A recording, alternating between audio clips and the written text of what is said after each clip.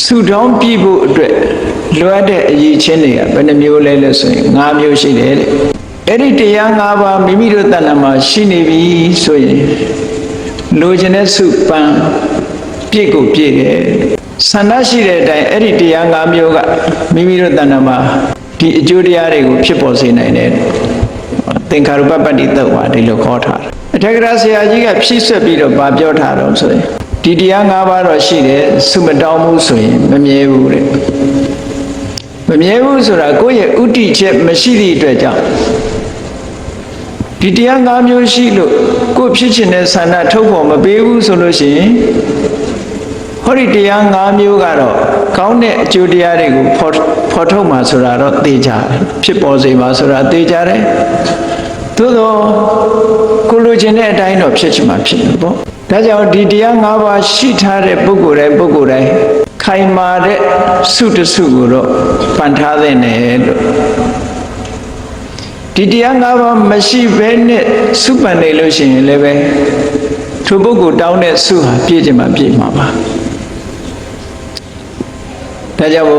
ဆုတောင်းပြီဆိုလို့ရှိရင်မိမိတို့တဏ္ဍာမှာဒီအရေးချင်းတွေမရှိသေးရင်ရှိအောင်လုပ်ပြီးဆုပန်ဖို့လိုအပ်တယ်ပေါ့အဲ့ဒီအရေးချင်းတွေကဘာတွေလဲလို့ဆိုလို့ရှိရင်နံပါတ်1ကတတ္ထာနံပါတ်2ကသီလနံပါတ်3ကသုတ္တနံပါတ်4ကစာကနံပါတ်5ကပညာလူတိုင်းမှာဒီအရေးချင်းတွေဟာအမတန်မှလိုအပ်တဲ့အရေးချင်းတွေဖြစ်တယ်ဒီအရေးချင်းတွေရှိပြီဆိုလို့ရှိရင်ဒီပုဂ္ဂိုလ်ရဲ့ဆန္ဒပြည့်ဝမှသိကြတယ်တတ္ထာဆိုတာဒီစကားလုံးကမြန်မာလူမျိုးတွေနှုတ်ထဲမှာလည်းပဲတရားနဲ့ပြောနေကြတာဒီလူကတရားကောင်းတယ်ဒီလူကတရားမကောင်းဘူးနဲ့တရားအကြောင်းပြောနေကြကိုယ်တဏ္ဍာမှာတတ္ထာဆိုတဲ့ဒီသဘာဝတရားဖြစ်လာရင်ဘယ်လိုအနေထားရှိသလဲဒါကိုစဉ်းစားကြည့်ထိုတတ္ထာကိုမြန်မာလိုပြန်တဲ့အခါကျတော့ယုံကြည်တယ်လို့ဒီလိုပြန်ယုံတယ်ဆိုတာဘာကိုယုံတာလဲကြည်တာဆိုတာကဘာရဲ့ကြည်လင်မှုလဲလို့ဗမာစကားတစ်လုံးစီအဓိပ္ပာယ်ခွဲပြီးတော့ကြည့်ရဒီနေရာမှာယုံတယ်ဆိုတာကိုလုပ်တဲ့ကုသိုလ်ကံအကုသိုလ်ကံဆိုတာရှိတယ်ထိုကုသိုလ်ကံရဲ့ကုသိုလ်ကံအကုသိုလ်ကံရဲ့အကျိုးတရားဆိုတာလည်းရှိတယ်လို့အခြေခံအားဖြင့်ယုံကြည်မှုဒါတတ်တာပဲအဲ့ဒါလောက်လေးမှမရှိဘူးဆိုလို့ရှိရင်လူတယောက်ဟာအရေးချင်းကင်းမဲ့နေသည့်အတွက်ကြောင့်သူ့ရဲ့ဆန္ဒတွေကပြည့်ဝဖို့တော့မဖြစ်နိုင်ဘူးတတ္တဆိုတဲ့သဘာဝတရားကအခြေခံအပြင်ကံနဲ့ကံရဲ့အကျိုးကိုယုံကြည်တယ်ကံနဲ့ကံရဲ့အကျိုးကိုယုံကြည်တယ်ဆိုတာကိုလို့တာကိုတာဝန်ယူတယ်ဆိုတဲ့အဓိပ္ပာယ်ကိုပြောတာကိုလို့တာကိုအတိမတ်ပြုတယ်ဆိုတဲ့အဓိပ္ပာယ်ကံနဲ့ပတ်သက်ပြီးတော့မြတ်စွာဘုရားဟောထားတာရှိတယ်လေယံကမ္မံဂရိတန္တိကလျာဏဝါပါဝကံဝါတတ္တကမ္မတထာယထာဘုဣတမှာဒါယုံကြည်တဲ့သဘောကိုပြောတာကောင်းတာဖြစ်ဖြစ်ဆိုးတာဖြစ်ဖြစ်ကိုလုပ်တဲ့ကံရဲ့ကောင်းမွေဆိုးမွေဟာကိုယ်နဲ့ပဲသက်ဆိုင်တယ်အမွေခံရမယ်လို့ဒီလိုလက်ခံတာလူတော်လူကောင်းဖြစ်ဖို့အတွက်အစပြိုးခြင်းပဲတချို့ကြတော့ကိုလုပ်ပြီးကိုတာဝန်မယူတဲ့ပုံကိုယ်ကိုယ့်ရဲ့လုပ်ရအပေါ်မှာကိုတာဝန်ယူမှုမရှိလက်ခံမှုမရှိတဲ့ပုံကိုယ်ရှိတယ်ကံကိုမယုံကြည်တဲ့ပုံကိုယ်ကြတော့ကံကိုညှင်းပယ်ထားတဲ့ပုံကိုယ်တယောက်ဘယ်တော့မှလူတော်လူကောင်းမဖြစ်နိုင်ဘာဖြစ်လို့မဖြစ်နိုင်လဲဆိုလို့ရှိရင်ကောင်းမွေဆိုးမွေကိုလို့ရင်ကိုခံရမယ်ဆိုတဲ့အတိကလေးရှိထားတဲ့ပုဂ္ဂိုလ်တယောက်ဟာမကောင်းတာကိုဘယ်တော့မှလုပ်မှာမဟုတ်တော့ဘာဖြစ်လို့တော့ဆိုမကောင်းတာလုပ်ရင် तू မကောင်းတဲ့အမွေ तू ခံရမှာကိုလူတိုင်းဟာကောင်းတာကိုပဲရချင်တာဒါလူတိုင်းရဲ့ဆန္ဒပဲ ဒီကောင်းကျိုးချမ်းသာရချင်နေတဲ့ပုဂ္ဂိုလ်တယောက်ဟာဘယ်တော့မှမကောင်းတာကိုမကောင်းကျိုးပေးမဲ့ကံဆိုးမျိုးကိုလုံးဝမဟုတ်တော့ဘူးအဲ့ဒီတည်းလူတော်လူကောင်းဖြစ်ဖို့သေချာလာတယ်ဒါကြောင့်မို့လို့မြတ်စွာဘုရားသခင်ကိုရောမြတ်ကဒီတတ္ထာနဲ့ပတ်သက်လာတဲ့တတ္ထာဆိုတာယုံမှုသက်သက်ကလေးတွေဆိုလို့ရှိရင်တခါတရံတိမ်းဆောင်းသွားနိုင်တယ်တတ္ထာဟာအသိဉာဏ်နဲ့ထိန်းထားဖို့လိုအပ်တယ်ပေါ့ပရမတ္ထစကုကျမ်းမှာဒီဘုရင်ဆရာတော်ကြီးကနားလည်အောင်မြန်မာလိုရေးထားတယ်တတ္ထာကိုပညာစောင့်မှလမ်းဖြောင်းသည်တဲ့တတ္ထာကိုပညာမစောင့်ဘူးဆိုရင်လမ်းမဖြောင်းဘူးပေါ့ဒီဒါကြောင့်မို့လို့တတ္ထာလို့ဆိုတဲ့နေရာမှာအသိပညာပါတဲ့တတ္ထာမျိုးပို့ပြီးတော့အရေးကြီးတယ်ဒါကြောင့်မို့တစ်ဖက်ကပြောလို့ရှိရင်ကံကံဤအကျိုးကိုယုံကြည်တယ်ဆိုတဲ့နေရာမှာကမ္မတက္ကတာသမ္မာဒိဋ္ဌိကံလာလင်ကိုယ်ပိုင်ဥစ္စာကိုလှုပ်တာကိုဆိုင်တယ်ဆိုတဲ့သိမြင်တဲ့ဉာဏ်ပညာကိုကမ္မတက္ကတာသမ္မာဒိဋ္ဌိလို့တနေရာမှာဆိုတယ်ပေါ့ဒါကြောင့်အခြေခံအားဖြင့်ကံကံဤအကျိုးကိုယုံကြည်တယ်ဆိုတဲ့တတ္ထာရှိဖို့လိုအပ်တယ်အဲ့ဒါမှမရှိရင်ကောင်းတာလုပ်ဖို့ဆိုဖြစ်နိုင်အဲ့တော့တတ္ထာကံကံဤအကျိုးကိုယုံကြည်ပြီလို့ဆိုတာနဲ့ဒီပုဂ္ဂိုလ်ကကောင်းတဲ့သူတွေကိုရောက်နိုင်တယ်ပေါ့သို့တော့တတ္ထာဟာစွမ်းရည်တတ္တိတွေကတစ်မျိုးတည်းမဟုတ်ဘူးယုံကြည်တယ်လက်ခံတယ်ဆိုတဲ့အပြင်မှာစိတ်ဓာတ်ကလေးကိုကြည်နူးစေတယ်ဆိုတာလည်းပဲတတ္ထာရဲ့စွမ်းဆောင်မှုတစ်ခုပဲကိုယ်တဏ္ဍာမှာတတ္ထာဖြစ်လာပြီဆိုလို့ရှိရင်အလုံးခံမှန်းပြီးတော့သိနိုင်အောင်လို့ကြည်တယ်ဆိုတဲ့အဓိပ္ပာယ်နဲ့ပတ်သက်ပြီးတော့အထသလေးနေထက္ကရာမှာဗာပြောထားတော့တတ္တဥပ္ပစ္စမာနနိဝရဏေဝိခံပေတိတတ္တဆိုတဲ့သဘာဝတရားလေးမိမိစိတ်ထဲရောက်လာပြီဆိုလို့ရှိရင်တဲ့နိဝရဏတရားတွေကိုဖယ်ရှားနိုင်တယ်ဒါဖြင့်နိဝရဏတရားဆိုတာဘာလဲလို့ပြောရင်ကာမဂုဏ်အာယုန်တွေနဲ့ပတ်သက်တဲ့ခံစားလို့တဲ့ဆန္ဒထိုခံစားလို့တဲ့ဆန္ဒအရာဆန္ဒမပြည့်ဘူးဆိုလို့ရှိရင်ဖြစ်ပေါ်လာတဲ့ဒေါသမကျေနပ်မှုအဲ့ဒါတွေဟာနိဝရဏတရားပဲနောက်ကုသိုလ်ရေးဘက်မှာစိတ်ဟာဆုံးနစ်လာတယ်ထိုင်းမိုင်းလာတယ်အလုံးမဖြစ်တော့ဘူးဆိုရင်ဌိနမိတ်တ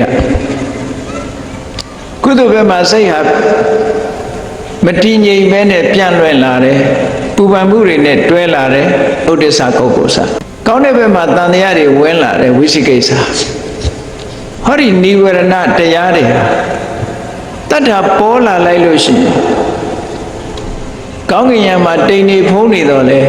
လေကလေးတိုက်လိုက်လို့ရှိရင်ထိုတိမ်တိုက်တွေဟာကင်းစင်သွားတယ်လို့ပဲမိမိတို့တဏ္ဍာမှာဟောဒီတတ္ထာဆိုတဲ့သဘာဝတရားလေးဖြစ်ပေါ်လိုက်တာနဲ့တပြိုင်နက်ဒီနိဝရဏတရားတွေဟာရှင်းသွားတယ်တဲ့နိဝရဏတရားတွေရှင်းသွားတာကိုပဲစိတ်ကလေးကြည်သွားတယ်လို့ပြောတာနိဝရဏတရားရှိနေတဲ့ပုဂ္ဂိုလ်တရားဟာကုသိုလ်ကောင်းမှုလုပ်ဖို့ဆိုတာလုံးဝစိတ်ကူးမရှိဘူးဆိုပါစို့မျက်စိကနှစ်သက်စရာအာယုံကိုကြည့်ခြင်းနဲ့နားကနှစ်သက်စရာအသံတွေနားထောင်ခြင်းနဲ့နှာခေါင်းကမွှေးကြိုင်တဲ့အနံ့ကိုရှူခြင်းနဲ့လျှာကကောင်းတဲ့အရာသာခံခြင်းနဲ့ခန္ဓာကိုယ်ကအထီးတွေ့မမောတယ်ဆိုတဲ့ဒီစိတ်ကူးတွေရနေတဲ့ပုဂ္ဂိုလ်တရားဟာကုသိုလ်ဘက်ကိုစိတ်ကူးပါမလားမကူဘူးကိုရထားတဲ့အာယုံပေါ်မှာမကြည်မနှက်ဖြစ်နေတဲ့ပုဂ္ဂိုလ်တယောက်ကရောကုသိုလ်ဘက်ကိုစိတ်ကူးပါမလားမကူဘူးအမြဲတမ်းထင်ရှားတယ်ဟောတတ္ထာဆိုတဲ့သဘာဝတရားမိမိတို့ရဲ့ယင်နဲ့နှလုံးနဲ့စိတ်ထဲမှာပေါ်လာလိုက်တာနဲ့တပြိုင်နက်အခုပြောတဲ့ကာမဂုဏ်အာယုံခံစားလို့တဲ့စိတ်တွေမကြည်မနှက်ဖြစ်နေတဲ့သဘောတရားတွေစိတ်ဆုံးနစ်ထိုင်းမိုင်းနေတဲ့သဘောတရားတွေစိတ်လေပြီးတော့စိတ်ပူပန်နေတဲ့သဘောတရားတွေတန်တရားတွေဝင်နေတဲ့သဘောတရားတွေဒါတွေဟာပျောက်ကင်းသွားပြီးတော့စိတ်ကလေးဟာကြီးလာတယ်နိဝရဏေဝိခံပေတိနိဝရဏတရားတွေကိုဖယ်ရှားလိုက်တယ်နိဝရဏဆိုတာကုသိုလ်တွေမဖြစ်အောင်ဆုတ်ပိတ်ထားတဲ့သဘောတရားတွေပဲအဲ့ဒီနိဝရဏတရားလွှမ်းမိုးနေတဲ့အချိန်ကိုယ့်ကိုယ်ကိုပြန်ဆန်းစစ်ကြည့် ကုသိုလ်စိတ်မပေါ်ကုသိုလ်စိတ်တွေကိုတားဆီးထားလို့သူ့ကိုနိဝရဏလို့ခေါ်တာနိဝရဏကကုသိုလ်ကိုရင်တားဆီးုံနဲ့မကဘူးစိတ်ကိုလည်းညှဉ်းညူးစေတယ်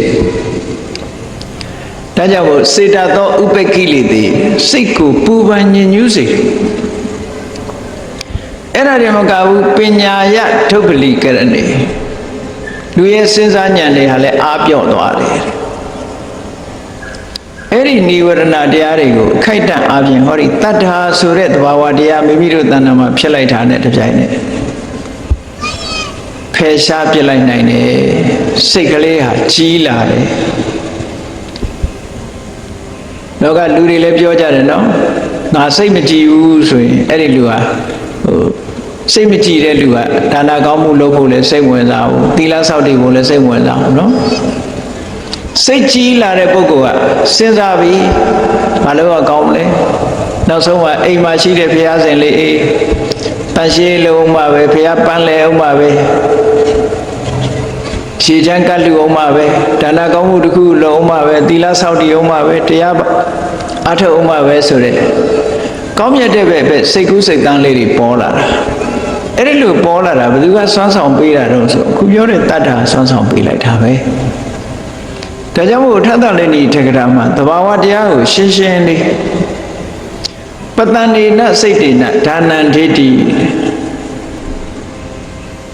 တရားတရားလေးပေါ်လာလို့ရှိရင်နိဝရဏတရားတွေကိုဖယ်ရှားပြစ်လိုက်တယ်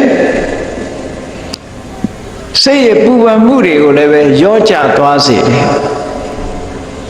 အဲ့ဒီတော့လူရဲ့စိတ်လေးကကြီးလာတယ်ကြီးနေတဲ့စိတ်ကလေးနဲ့လူဟာဒါနလုပ်တယ်တဲ့သီလဆောက်တည်တယ်ဥပုသ်ဆောင်တယ်ကမ္မထဘာဝနာပွားတယ်အဲ့ဒီဘက်ကိုတတ္တကဥလှည့်ပေးတာ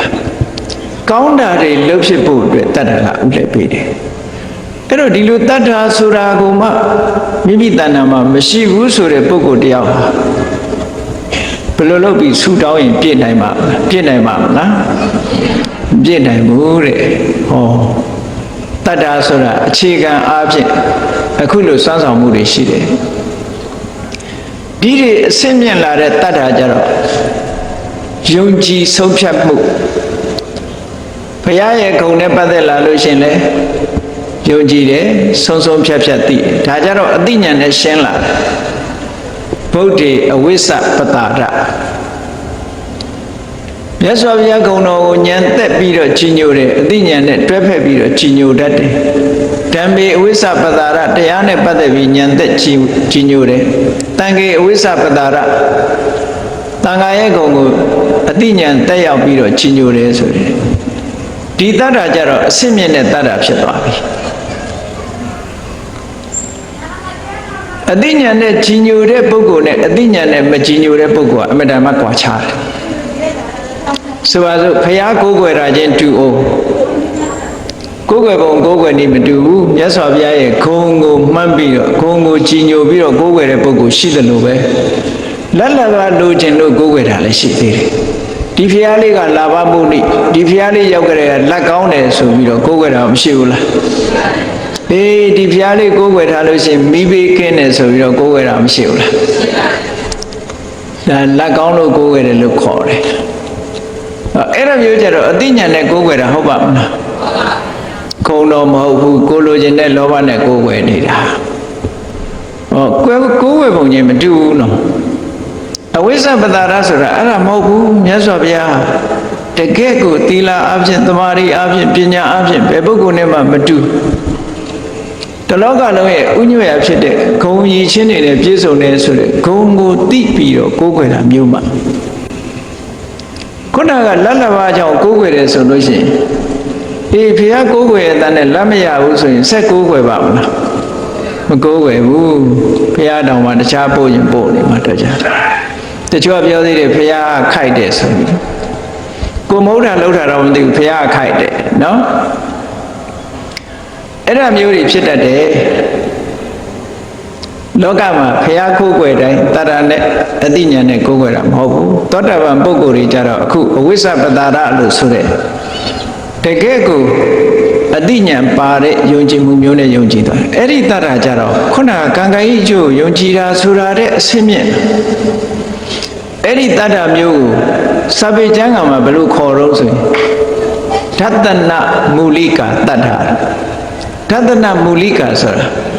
မြင်တတ်တဲ့ဉာဏ်ပေါ်မှာအခြေခံထားတဲ့တတ္ထာစွမ်းဆောင်မှုပိုအကောင်းနေတယ်နောက်တစ်ခုအာကာရဝတိတတ္ထာကြိုးကြောင်းစီလျော်တဲ့အသိဉာဏ်နဲ့တွဲဖက်လာတဲ့တတ္ထာအဲ့တော့ဘုန်းကြီးတို့တွေမှာရရမယ့်တတ္ထာကတာမန်အဆင့်တတ္ထာမျိုးတဲ့တန်ဖိုးရှိတဲ့ဓတ္တနမူလိကအသိဉာဏ်ကိုအခြေခံတဲ့သို့မဟုတ်အသိဉာဏ်နဲ့ထိမ့်သိမ်းဆောက်ရှောက်ထားတဲ့တရားမျိုးပဲဖြစ်တဲ့ပညာမဲ့တရားကြတော့မျက်ကန်းယုံကြည်မှုမျိုးဖြစ်တတ်တယ်အဲ့တော့ပညာမဲ့တရားမျိုးမဖြစ်စေသင့်ဘူးပညာနဲ့တရားမျိုးပဲဖြစ်စေတယ်တခါတည်းတဲ့အဆင့်မြင့်တဲ့တတ္ထာဆိုတာရှိသေးလားဆိုရှိသေးတယ်တဘာဝတရားတွေရဲ့မမြဲတဲ့သဘောဆင်းရဲတဲ့သဘောကိုဆုံးဆုံးဖြတ်ဖြတ်နဲ့လက်ခံယုံကြည်တာကိုယ်တိုင်ဝိပဿနာကမ္မဋ္ဌာန်းတရားကိုအားထုတ်လို့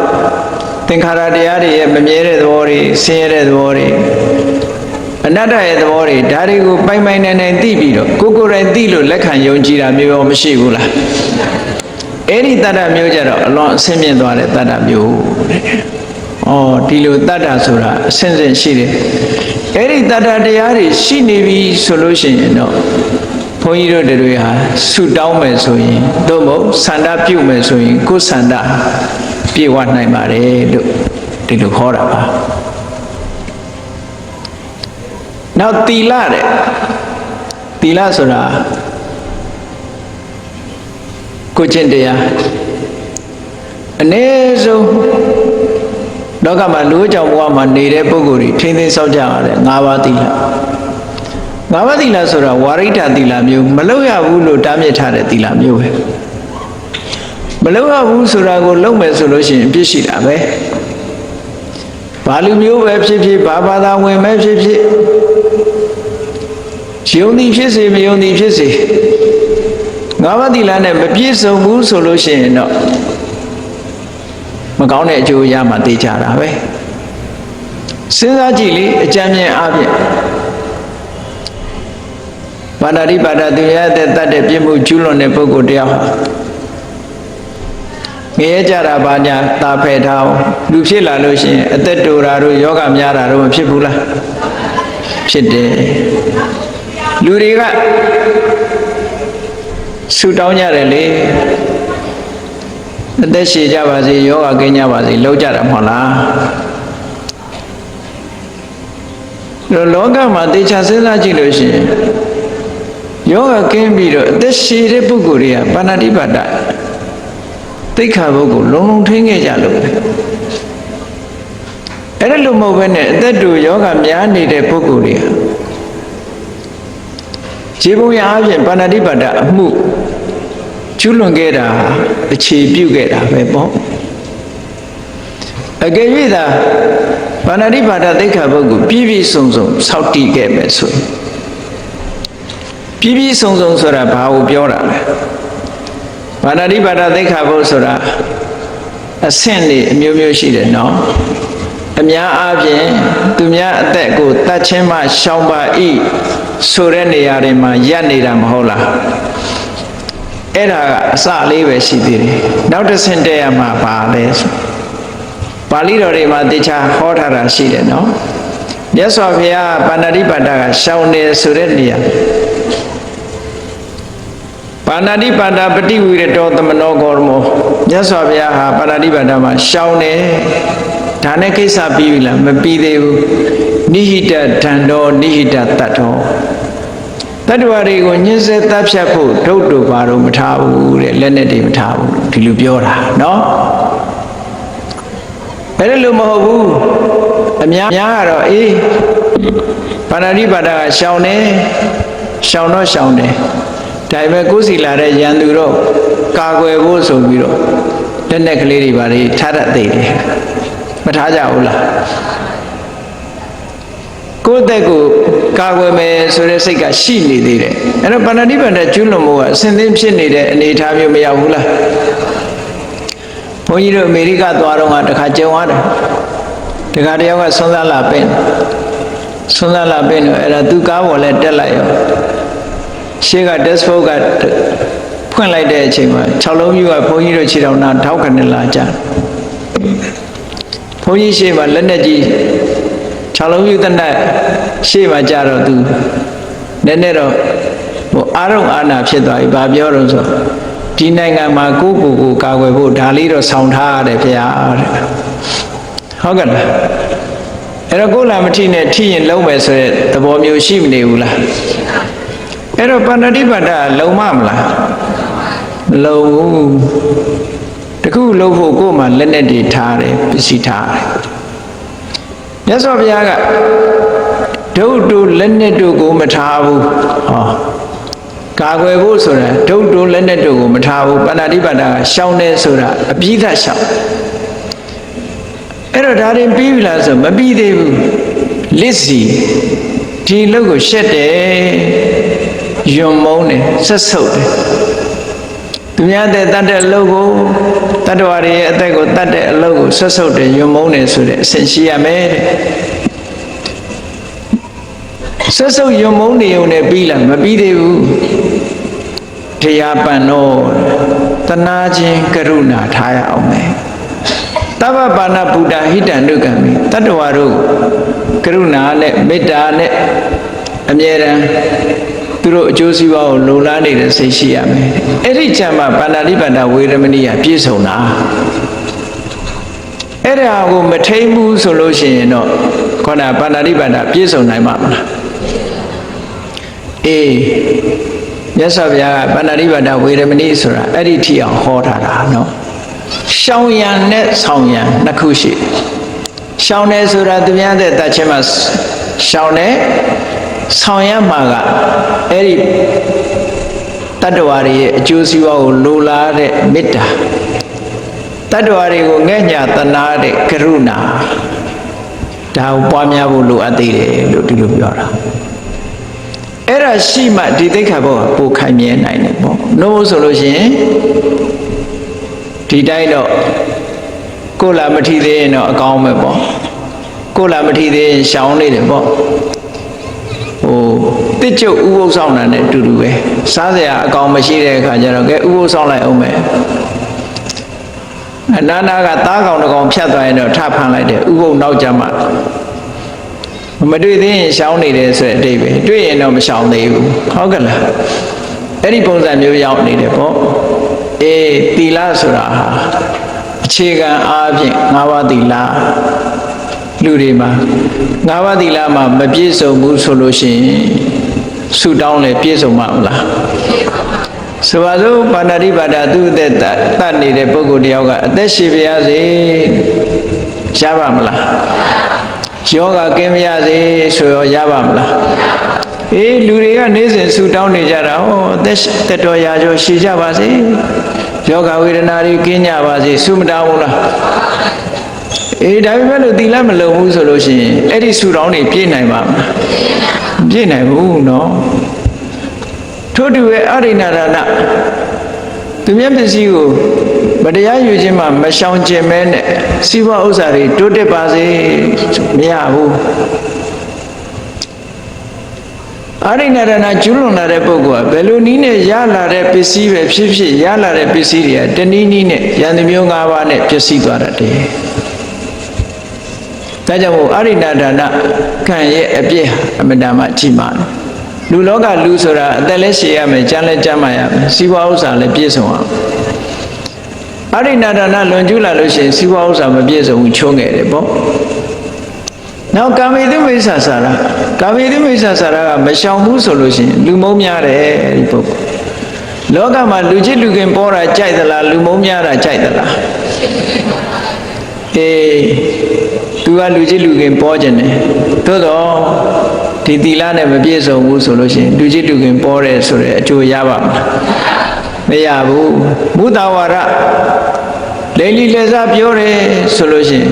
ဖြစ်လျက်ဘဝမှာကိုယ်အဆွဆွဲတွေအပြောဆိုတွေအလိမ်ညာတွေခံရမုဒ္ဒဝါဒတိခါဘုံမှာမလုံမဲနဲ့ဒီသီလမရှိဘဲနဲ့သူများရဲ့အဆွဆွဲမခံမရစေနဲ့တို့ဒီလိုဆူတောင်းလို့ပြည့်စုံမှာမလားမပြည့်စုံဘူးဒါကြောင့်မို့ဒီသီလတွေဟာမတန်မှအရေးကြီးတယ်လို့ဆိုတာနောက်သူရမေတွေကမပြည့်စုံတဲ့ပုဂ္ဂိုလ်တရားဟာဖြစ်လျက်ဘဝမှာအသိဉာဏ်အမတန်နည်းပါးတဲ့ပုဂ္ဂိုလ်ဖြစ်တယ်အုံနောက်ခုခေတ်လို့ပြောရင်ကြက်မပြေတဲ့ပုဂ္ဂိုလ်အိုင်ကျူမမြင့်တဲ့ပုဂ္ဂိုလ်မျိုးဖြစ်တယ်ပေါ့ဘာမှသင်လို့ပြလို့မရတဲ့ပုဂ္ဂိုလ်မျိုးအဲ့ဒီပုဂ္ဂိုလ်မျိုးဖြစ်လာတတ်တယ်ဒါအ ਨੇ ဆုံးအပေါ်ဆုံးအပြစ်နောက်အယူအနှံဖြစ်တတ်တယ်အသိဉာဏ်ထွတ်မြတ်တဲ့ပုဂ္ဂိုလ်ဖြစ်ပြရစေလို့ဘယ်လိုဆုတောင်းနေရမှာမဟုတ်ဘူးဒါကြောင့်မလို့ကိုချင်းသီလဆိုတာအမှန်တမ်းအရေးကြီးပါတယ်တဆင့်တက်ပြီးကြည့်မယ်ဆိုလို့ရှိရင်ယဟန်တန်ဃာတွေဆိုယဟန်တန်ဃာတွေပတ်သက်တဲ့ဝါရိတသီလတွေသာသနာ့နယ်ဝင်သီလရှင်တွေဆိုလဲသီလရှင်တွေနဲ့ပတ်သက်တဲ့သီလတွေကိုချင်းတရားတွေနှုတ်ကိုထိမ့်သိမ်းဆောက်ရှောက်မှုကာယကံထိမ့်သိမ်းဆောက်ရှောက်မှုဆိုရအဲ့ဒီကိုချင်းတရားအမှန်တမ်းအရေးကြီးတယ်တဲ့ဝိသုဒ္ဓိမေထက္ကရာကြီးမှာသီလကိုအဓိပ္ပာယ်နှမျိုးပေးထားတာရှိတယ်သီလဆိုတာသမာဒါနကာယကံမှုဝစီကံမှုဆိုလိုတာကနှုတ်ကနေစကားပြောเสียရှိလဲစီကံတတ်မှတ်ပြီးတော့ပြောတယ်ရှင်ရင်ကြေးကြေးပြောတယ်ကိုယ်ဒီလက်ရောက်လုံးเสียရှိလို့ရှိရင်လည်းပဲအပြစ်ကင်းအောင်လုပ်တယ်ဟောအဲ့ဒါဟာသမာဒါနပဲ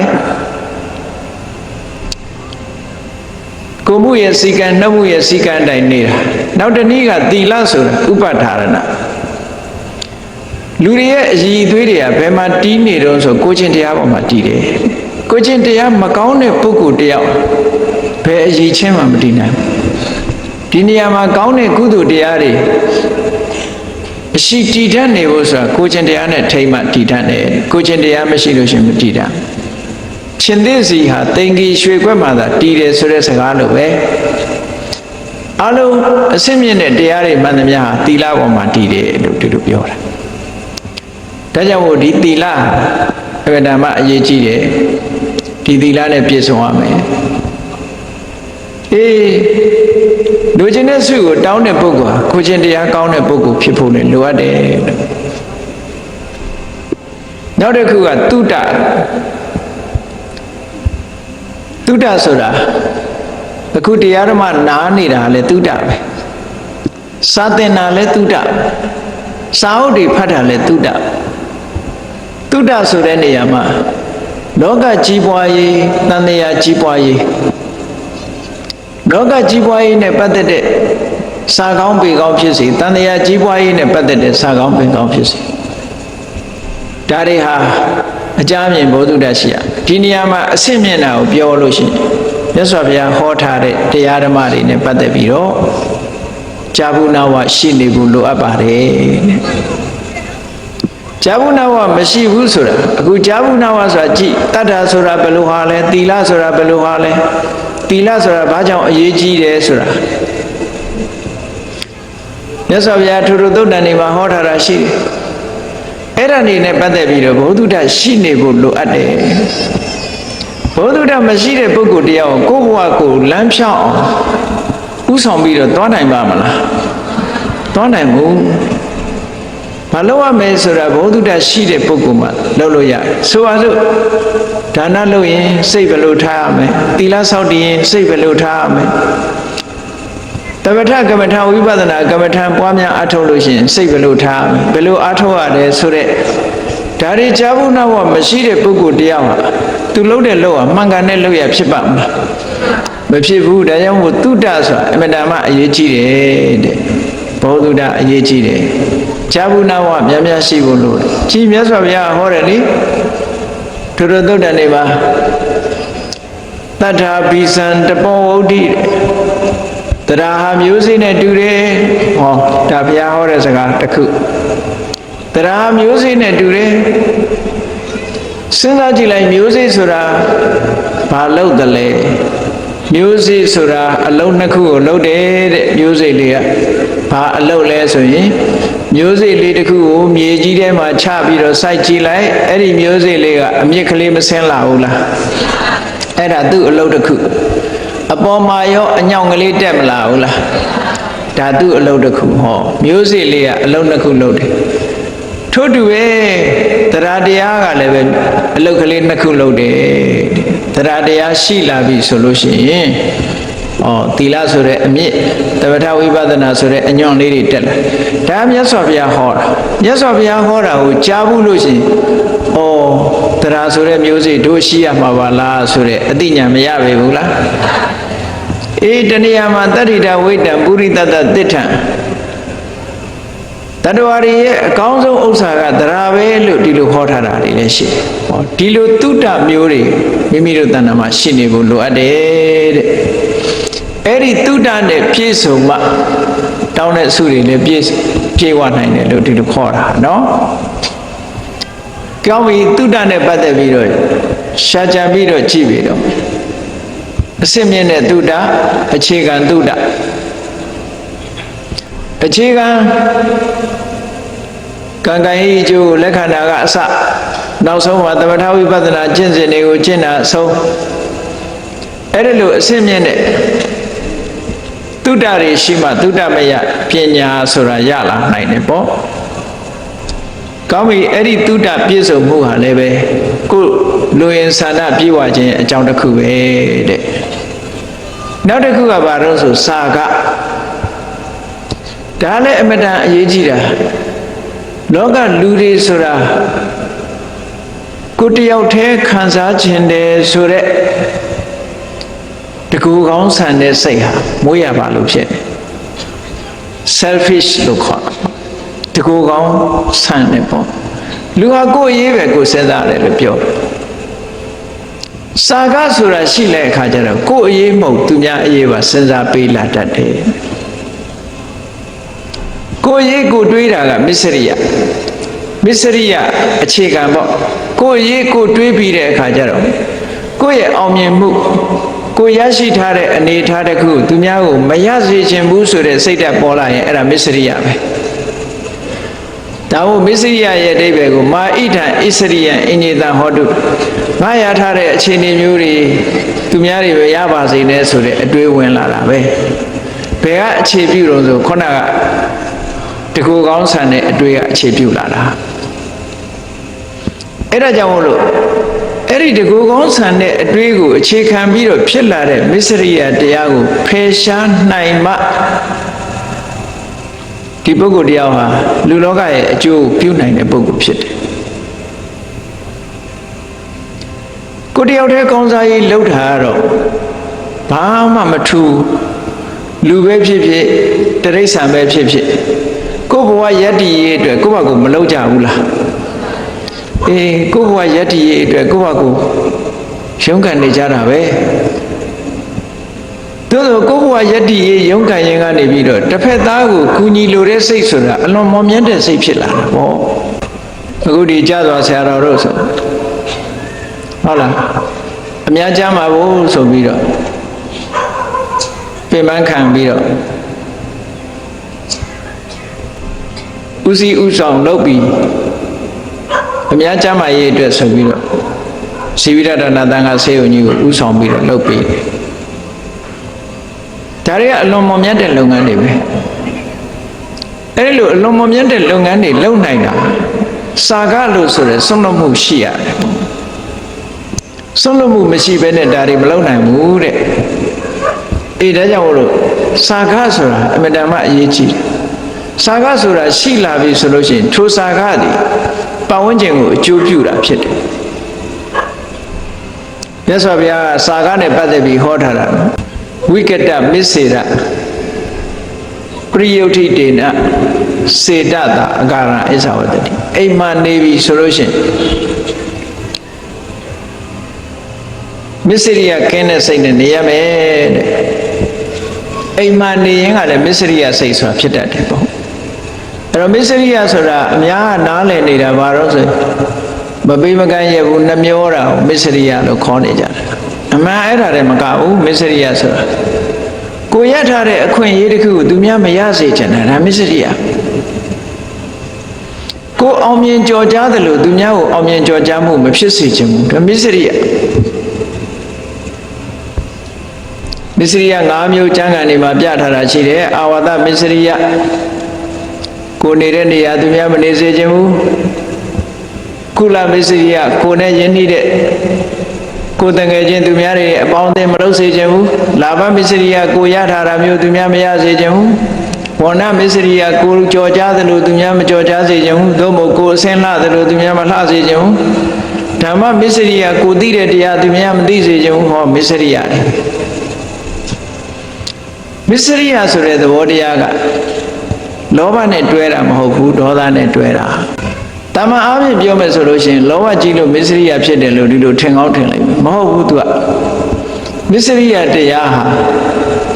ကိုယ့်အတွက်သိမ့်ပိုက်ပြီးတော့တခြားလူအတွက်သူကဆန့်ကျင်မဲ့လုပ်တဲ့စိတ်ဓာတ်လေးရှိတယ်မယုံလို့ရှိရင်မစ္စရိယရဲ့သဘောကိုသိချင်လို့ရှိရင်တကောင်းကစားနေတဲ့ခွေးနှကောင်ကြားမှာအမဲယိုးလေးသို့မဟုတ်အစားအစာလေးတစ်ခုပြစ်ချကြည့်ပါလားအဲ့ဒီခွေးတွေဘာလုပ်ကြမလဲကြိုက်ကြမှာပေါ့ဟုတ်ကဲ့လားရသွားတဲ့ကောင်လည်းသူ့ဟာကိုကာကွယ်တဲ့အနေနဲ့ကြောင်လေးကြွက်ကလေးတွေလည်းကြည့်နေပါဇက်ထဲမှာအစာရသွားပြီကြောင်ကလေးတွေဟာကြွက်လေးဖမ်းမိသွားပြီဆိုလို့ရှိရင်ဘာလုပ်လဲမှန်ဖီးနေတော့တာအဲ့ဒါမှန်ဖီးတာတခြားမဟုတ်ဘူးလာမထိနဲ့ငါဟာဒီအဓိပ္ပာယ်မျိုးအဲ့တော့မစ္စရိယကဒေါသကိုအားပေးလာဒေါသကိုဖြစ်ပေါ်စေတာပဲဒါကြောင့်မို့မစ္စရိယဒေါသနဲ့ရှင်တာပေါ့ဟိုတိရစ္ဆာန်ယုံကြီးတွေကြားတွေအစာကျွေးတဲ့အချိန်သွားကြည့်အမတန်ဆာလောင်းနေတာအသားတုံးပြစ်ချလိုက်လို့ရှိရင်အဲ့ဒီကြားစားပါတော့လားမစားဘူးအသားတုံးကိုကိုက်ချီပြီးတော့ကိုလိုက်ဟိန်ဒီလိုက်ဟိန်လုပ်တယ်အဲ့ဒါဘာကြောင့်လဲမစ္စရိယကြောင့်ဖြစ်တာနော်မစ္စရိယကြောင့်ဒေါသဖြစ်လာသူ့စာမထိနဲ့ဆိုတဲ့အဓိပ္ပာယ်မျိုးပဲ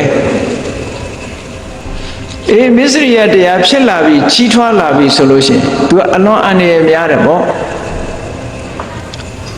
တခါတော့ကဘာမှာရာဇဝမှုတစ်ခုကျူးလွန်တာတောင်ဖြစ်သေးတယ်မစ္စရိယကြောင့်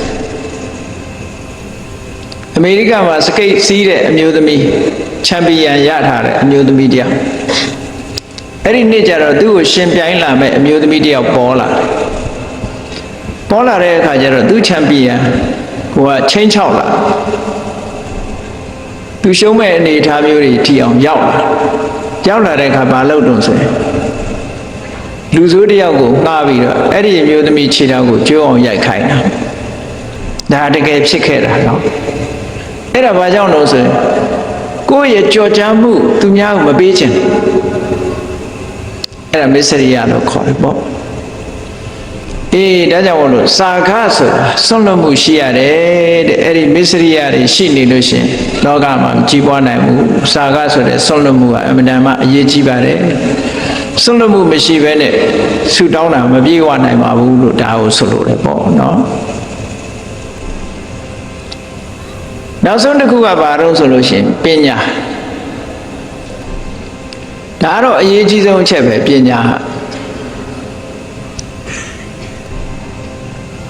ပညာဆိုတာအခြေခံအသိဉာဏ်ကနေစလာတယ်ခုနပြောတဲ့ကာမတက္ကတာသမာဓိဋ္ဌိဆိုတဲ့အခြေခံပညာကစအစစ်မြင့်တဲ့ဒုတိယဒီဝိပဿနာပညာတို့ဒီထက်ရောက်လာတဲ့အခါကျတော့မက္ကပညာဖို့ပညာဆိုတဲ့အမြင့်ဆုံးအဆင့်တွေရောက်လာအဲ့ဒီပညာမှမရှိလို့ရှိရင်လည်းခုနဆူတောင်းတာတွေကမပြေဝနိုင်ဘူးအလုံးပေါင်းလိုက်တဲ့အခါကျတော့တတ္တာရဲ့သီလရဲ့သုတရဲ့စာကရဲ့ပညာရဲ့ဘုန်းကြီးတို့တွေရဲ့တဏ္ဍမှာဒီတရားတွေဟာရှိကိုရှိရဒီတရားတွေရှိမှဒီအခြေအနေကောင်းတွေမရှိဘဲနဲ့ဆူတောင်းဆူယူပြုမယ်ဆိုလို့ရှိရင်တောင်းတဲ့ဆူဟာအောင်မြင်မှုမရနိုင်ဘူးတဲ့မြတ်စွာဘုရားအသင်္ခါရုပပတ္တိတုတ်ပါဧတရာနဲ့လည်းပြည့်စုံပြီးသီလနဲ့လည်းပြည့်စုံတယ်သုတ္တစာကပညာတို့နဲ့လည်းပြည့်စုံပြီးဆိုတဲ့ပုဂ္ဂိုလ်တယောက်ဟာသူကြားဖို့နာဝရှိတဲ့အတိုင်းသူဆူတောင်းလိုက်မယ်ဘာ ဘာဖြစ်ချင်တယ်ဆိုတာလောကမှာလူတွေကဘာဖြစ်ချင်တယ်ဆိုတာအများအားရှိတယ်လေလူတိုင်းမှာလည်းပဲရှိတာပဲကလေးလေးတွေတွေ့ရင်မင်းကြည့်ရင်ဘာဖြစ်ချင်တော့မေးတာဘာမှမဖြစ်ချင်ဘူးဆိုတဲ့လူကတော့မဟုတ်သေးဘူးเนาะလူဆိုတဲ့တခုဖြစ်ချင်နေတာတော့ရှိမှာအဲ့ဒီဘာဖြစ်ချင်လဲဆိုတဲ့ကိုဖြစ်ချင်တဲ့ဆန္ဒကလေးအတွက်လိုအပ်တဲ့အရေးချင်းတွေကတော့ဒီအရေးချင်းတွေပဲအဲ့ဒီအရေးချင်းတွေနဲ့ပြည့်စုံတဲ့ပုဂ္ဂိုလ်တယောက်သူဖြစ်ချင်တယ်ဆိုတာသူကြားဘူးနာဝရှိတဲ့ပုံမှာသူဖြစ်ချင်တူတယောက်ကိုအားကြပြီးတော့ဖြစ်ချင်တာလည်းရှိပဲဘုန်းကြီးတို့တွေငယ်ငယ်တုန်းကဘုရားဝင်ကြီးတွေဖတ်တဲ့အခါကျတော့ဖျားဖြစ်ချင်စိတ်ပေါက်ဒါပေမဲ့ပါရမီဖြည့်ရမှာကြောက်တယ်တော့ဘုရားဖြစ်ချင်တယ်ဆိုတဲ့စိတ်ကလေးပေါက်လာတာဟောဖြစ်ချင်တဲ့ဆန္ဒဆိုတာကတော့ပေါ်ကြတာပဲเนาะရှင်သာရိပုတ္တရာဝတ္ထုဖတ်တဲ့အခါရှင်သာရိပုတ္တရာလို့ပညာကြီးခြင်းနဲ့ရှင်မောက္ကလံဝတ္ထုဖတ်တဲ့အခါကျတော့ရှင်မောက္ကလံလို့တကူကြီးခြင်းနဲ့ဒါတွေကလူရဲ့ဆန္ဒမှာကောင်းတယ်ဆိုလို့ရှိရင်ဖြစ်ချင်ကြတာတချို့များတောင်းလိုက်တာချမ်းသာတယ်ဆိုတော့ဇောတိကလို့လည်းချမ်းသာခြင်းနဲ့စတိလလို့လည်းချမ်းသာခြင်းနဲ့တယောက်တင်ပဲများလာပါပြီနော်အချို့စုတောင်းမှာမလေးဇောတိကစတိလပုံနာအကုန်လုံးရှိသမျှတထေးတွေရဲ့စီးစိမ်ကိုသူတယောက်တည်းနဲ့အကုန်ရခြင်းနဲ့ဆိုတော့အဲ့ဒါတော့နည်းနည်းလောဘကြီးသွားတယ်နဲ့တူတယ်။ဘာဖြစ်လို့လဲဆိုဇောတိကတယောက်တည်းတင်ပဲသုံးမကုန်ပါဘူး။လူလောကမှာဖြစ်ချင်တယ်ဆိုတဲ့ဆန္ဒလေးတွေရှိကြတာပဲအေးကောင်းပြီသူကြားဘူးတာလေးနဲ့သူကဖြစ်ချင်တယ်ဖြစ်ချင်လာပြီဆိုလို့ရှိရင်ဒီအခြေအနေတရားဓမ္မ၅မျိုးနဲ့လည်းသူပြည့်စုံတယ်ကဲကောင်းပြီမြတ်စွာဘုရားကအဲ့ဒီမှာ32မျိုးသူဖြစ်ချင်တဲ့ဆန္ဒတွေကိုဖော်ထုတ်ထားတာရှိတယ်32မျိုးဖော်ထုတ်ထားတယ်အဲ့32မျိုးကိုအကျဉ်းချုပ်ပဲပြောမယ်လူဘဝနဲ့ပတ်သက်ပြီးတော့လူထဲမှာဖြစ်ချင်စရာကောင်းတဲ့လူဘာလဲလို့ဆိုရင်နံပါတ်1ကခတ္တိယမဟာသာလတိုင်းပြည်အုပ်စိုးတဲ့မင်းမျိုးလည်းဖြစ်ရမယ်တကယ်ချမ်းသာကြွယ်ဝတဲ့ပုဂ္ဂိုလ်လည်းဖြစ်ရမယ်ဆိုလိုတာဒီဘုရင်လည်းဖြစ်မယ်ချမ်းလည်းချမ်းသာမယ်ပေါ့ဆောလမုန်ဘုရင်ကြီးတို့လိုပေါ့ရာဇဝင်ထဲမှာအဲ့ဒါလို့ခတ္တိယမဟာသာလမင်းမျိုးလည်းဖြစ်တယ်ချမ်းလည်းချမ်းသာတယ်ဒီခတ္တိယမဟာသာလဆိုတဲ့မင်းမျိုးတွေဟာအင်မတန်မှချမ်းသာတယ်လို့ကြားဘူးတယ်ငါဖြစ်ရရင်ကောင်းမှာပဲဆိုတဲ့စိတ်ဓာတ်ကလေးကိုမွေးအဲ့ဒီစိတ်ဓာတ်ကလေးပဲအမြဲတမ်းဆွဲလန်းနေတဲ့ပုဂ္ဂိုလ်တယောက်ဟာသိလို့ရှိရင်အဲ့ဒီခတ္တိယမဟာသာလဘုံရောက်ပါလေတဲ့မြတ်စွာဘုရားသူဖြစ်ချင်တာဖြစ်ပါလေဒီ၅မျိုးနဲ့သာပြည့်စုံလို့ရှိရင်နောက်တစ်ခုစဉ်းစားတယ်အေခတ္တိယမဟာသာလဆိုတာမင်းမျိုးဆိုတာတိုင်းပြည်အုပ်ချုပ်ရတာတွေအလုပ်ရှုပ်တယ်ပေါ့ဒီတဲ့ငြိမ်းချမ်းတာသူစဉ်းစားလိုက်တယ်ဗြဟ္မဏမဟာသာလမင်းရဲ့ဆရာလုပ်ပြီးတော့ချမ်းသာကြွယ်ဝတဲ့ပုံနာမျိုးဖြစ်ရရင်ကောင်းမှာပဲလို့စိတ်ဆန္ဒရှိလို့ရှိရင်လေအဲ့ဒီစိတ်ဆန္ဒနဲ့ပတ်သက်လာတဲ့ဟောဒီတရား၅ပါးနဲ့ပတ်သက်လာတဲ့စွမ်းဆောင်ချက်တွေဟာဆန္ဒပြုချက်တွေဟာအလုံးပြည့်ဝတယ်လို့မြတ်စွာဘုရားဟောတာဒါနံပါတ်1နံပါတ်2နံပါတ်3ကြတော့ခါပတိမာသာလတာမန်အယတ္တုယတတဲ့ကချမ်းသာကြွယ်ဝတဲ့ပုဂ္ဂိုလ်ဖြစ်ခြင်းတယ်ဖြစ်ခြင်းတယ်ဆိုတဲ့စိတ်ဆန္ဒတွေအမြဲတမ်းဆွဲဆွဲမြဲမြဲရှိနေသည့်အတွက်ကြောင့်တည်တဲ့အခါကျတော့ခါပတိမာသာလဖြစ်တယ်ဒါလူဘဝမှာဒါကိုမျက်စိအောက်မှာမြင်နိုင်တဲ့အရာတွေကိုဆုတောင်းဆုယူပြုတာဒီတရား၅ပါးနဲ့သာပြည့်စုံပြီဆိုလို့ရှိရင်အဲ့ဒီဆုတောင်းတာတွေကပြေဝနိုင်တယ်ကဲတချို့ကြတော့အတန်ကြားနဲ့ဆုတောင်းတာရှိသေးတယ်သူကကြားဘူးတယ်စတုမာရနတ်ဘုံဆိုတာအသက်လည်းရှိတယ်ရုပ်ဆင်းအင်္ဂါလည်းလှပကြတယ်ချမ်းသာဒုက္ခလည်းအမတန်မှများတယ်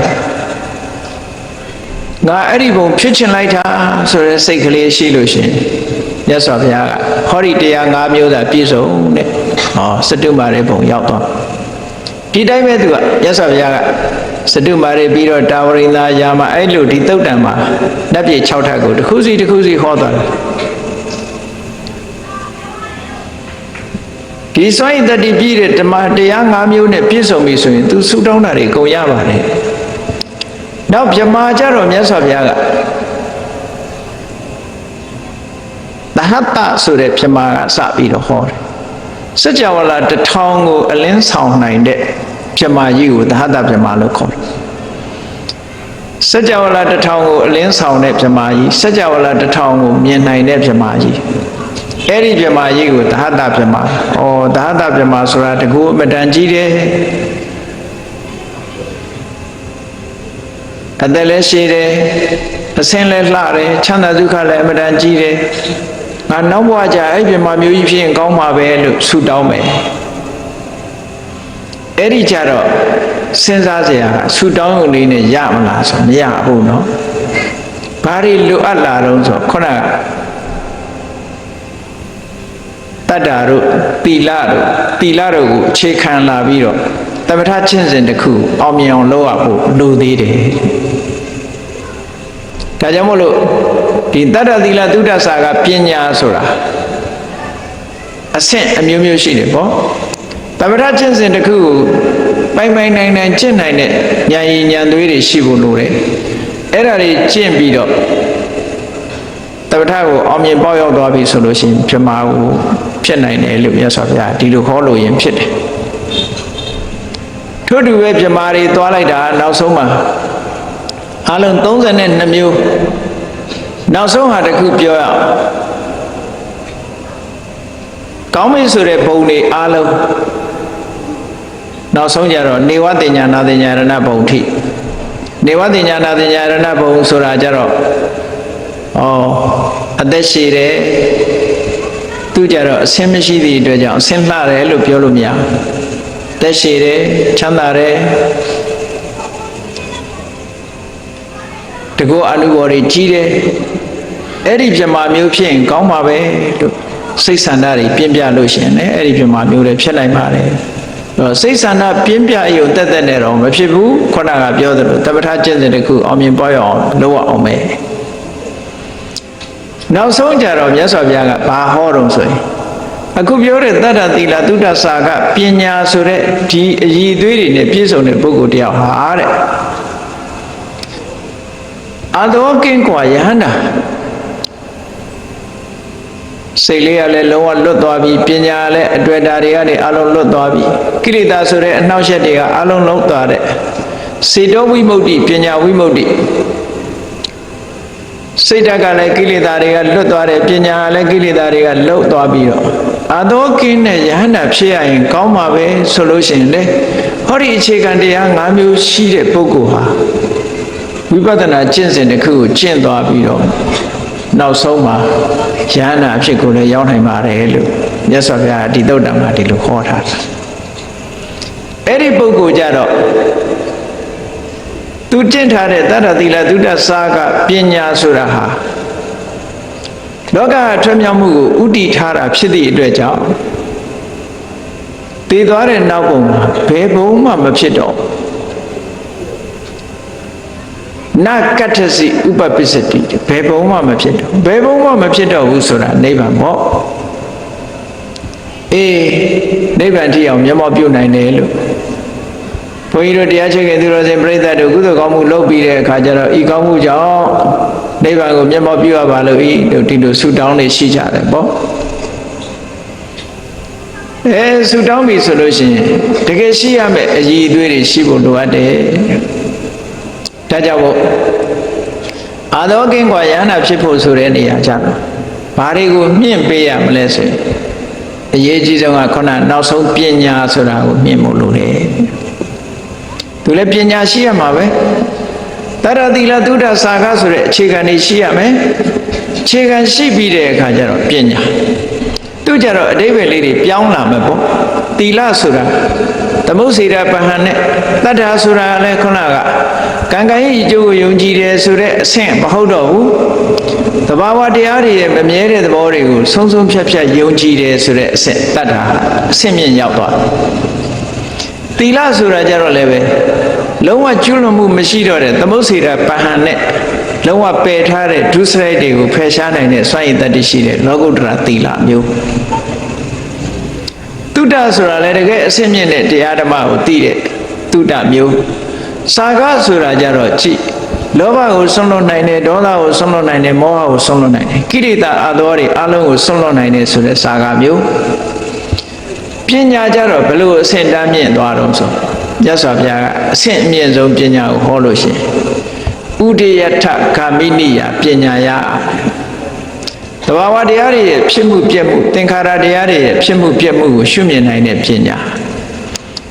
အရိယာယအလွန်အလွန်မြင့်မြတ်ပြီးတော့နိဗ္ဗိဒိကကိလေသာတွေကိုဖောက်ခွဲနိုင်တဲ့ကိလေသာတွေကိုဖျက်ဆီးပြစ်နိုင်တဲ့ပညာမျိုးတဲ့အဲ့ဒီပညာမျိုးရပြီဆိုတဲ့ပုဂ္ဂိုလ်တယောက်ဟာ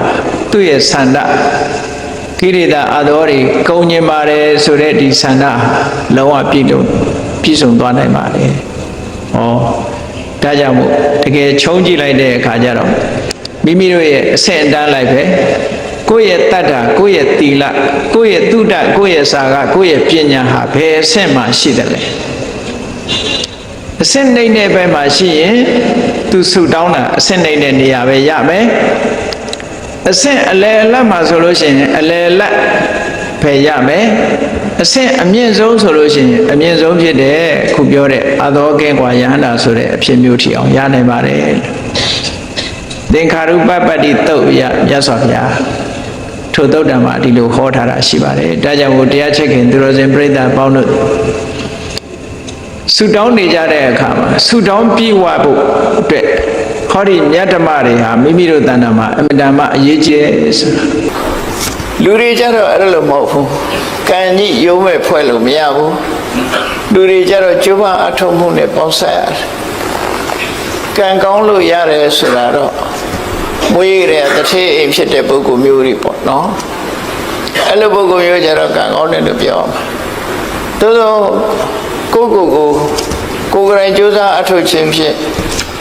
လူဘဝမှာချမ်းသာကြွယ်ဝသွားကြတဲ့ပုဂ္ဂိုလ်တွေရှိတော့လူတွေရဲ့ပုံဘဝကိုမြတ်စွာဘုရားကဥဋ္ဌာဏဖလူပစီဝီဥဋ္ဌာဏဖလဆိုတာဥဋ္ဌာဏဆိုတာလုံလဝိရိယတက်တက်ကြွကြွကြိုးစားအထုတ်တဲ့ဖလကအကျိုးတရားဥပဇီဝီကမိပြုပြီးတော့သက်ရှင်ရတယ်လူဘဝဆိုတာကြိုးစားမှယုံကံမှထက်တန်းရောက်တယ်ဆိုတဲ့အဓိပ္ပာယ်ပေါ့နော်အများစုဒီလိုခေါ်တာအဲ့တော့နတ်တွေကတော့ကံဤကျိုးပို့ပြီးတော့သိကြတယ်ဒါကြောင့်မို့လူဘုံလောလောကကိုနတ်တွေကအမြဲတမ်းကဲခတ်နေကြတာတရားမင်းကြီးစီလူလောကရဲ့အခြေအနေတွေကို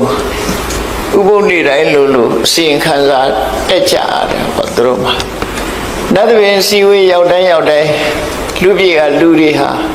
ကုသိုလ်ကောင်းမှုပြုကြရလားဆိုတာကိုအမြဲတမ်းကဲခတ်တယ်သတင်းယူကြတယ်။ဘာကြောင့်သတင်းယူတာတော့လို့ဆို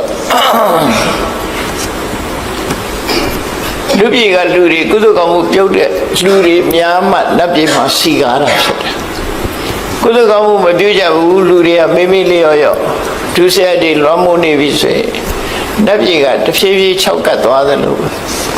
လက်ဥရရောပါပြီးဖဲသွားစီးနေတော့ဆိုအပယ်လေးပုံသွားစီးစဉ်းစားကြည့်မယ်ဆိုရင်လူတွေရဲ့လူဥယေနတ်တို့ရဲ့နတ်ဥယေပြမတို့ရဲ့ပြမဥယေနဲ့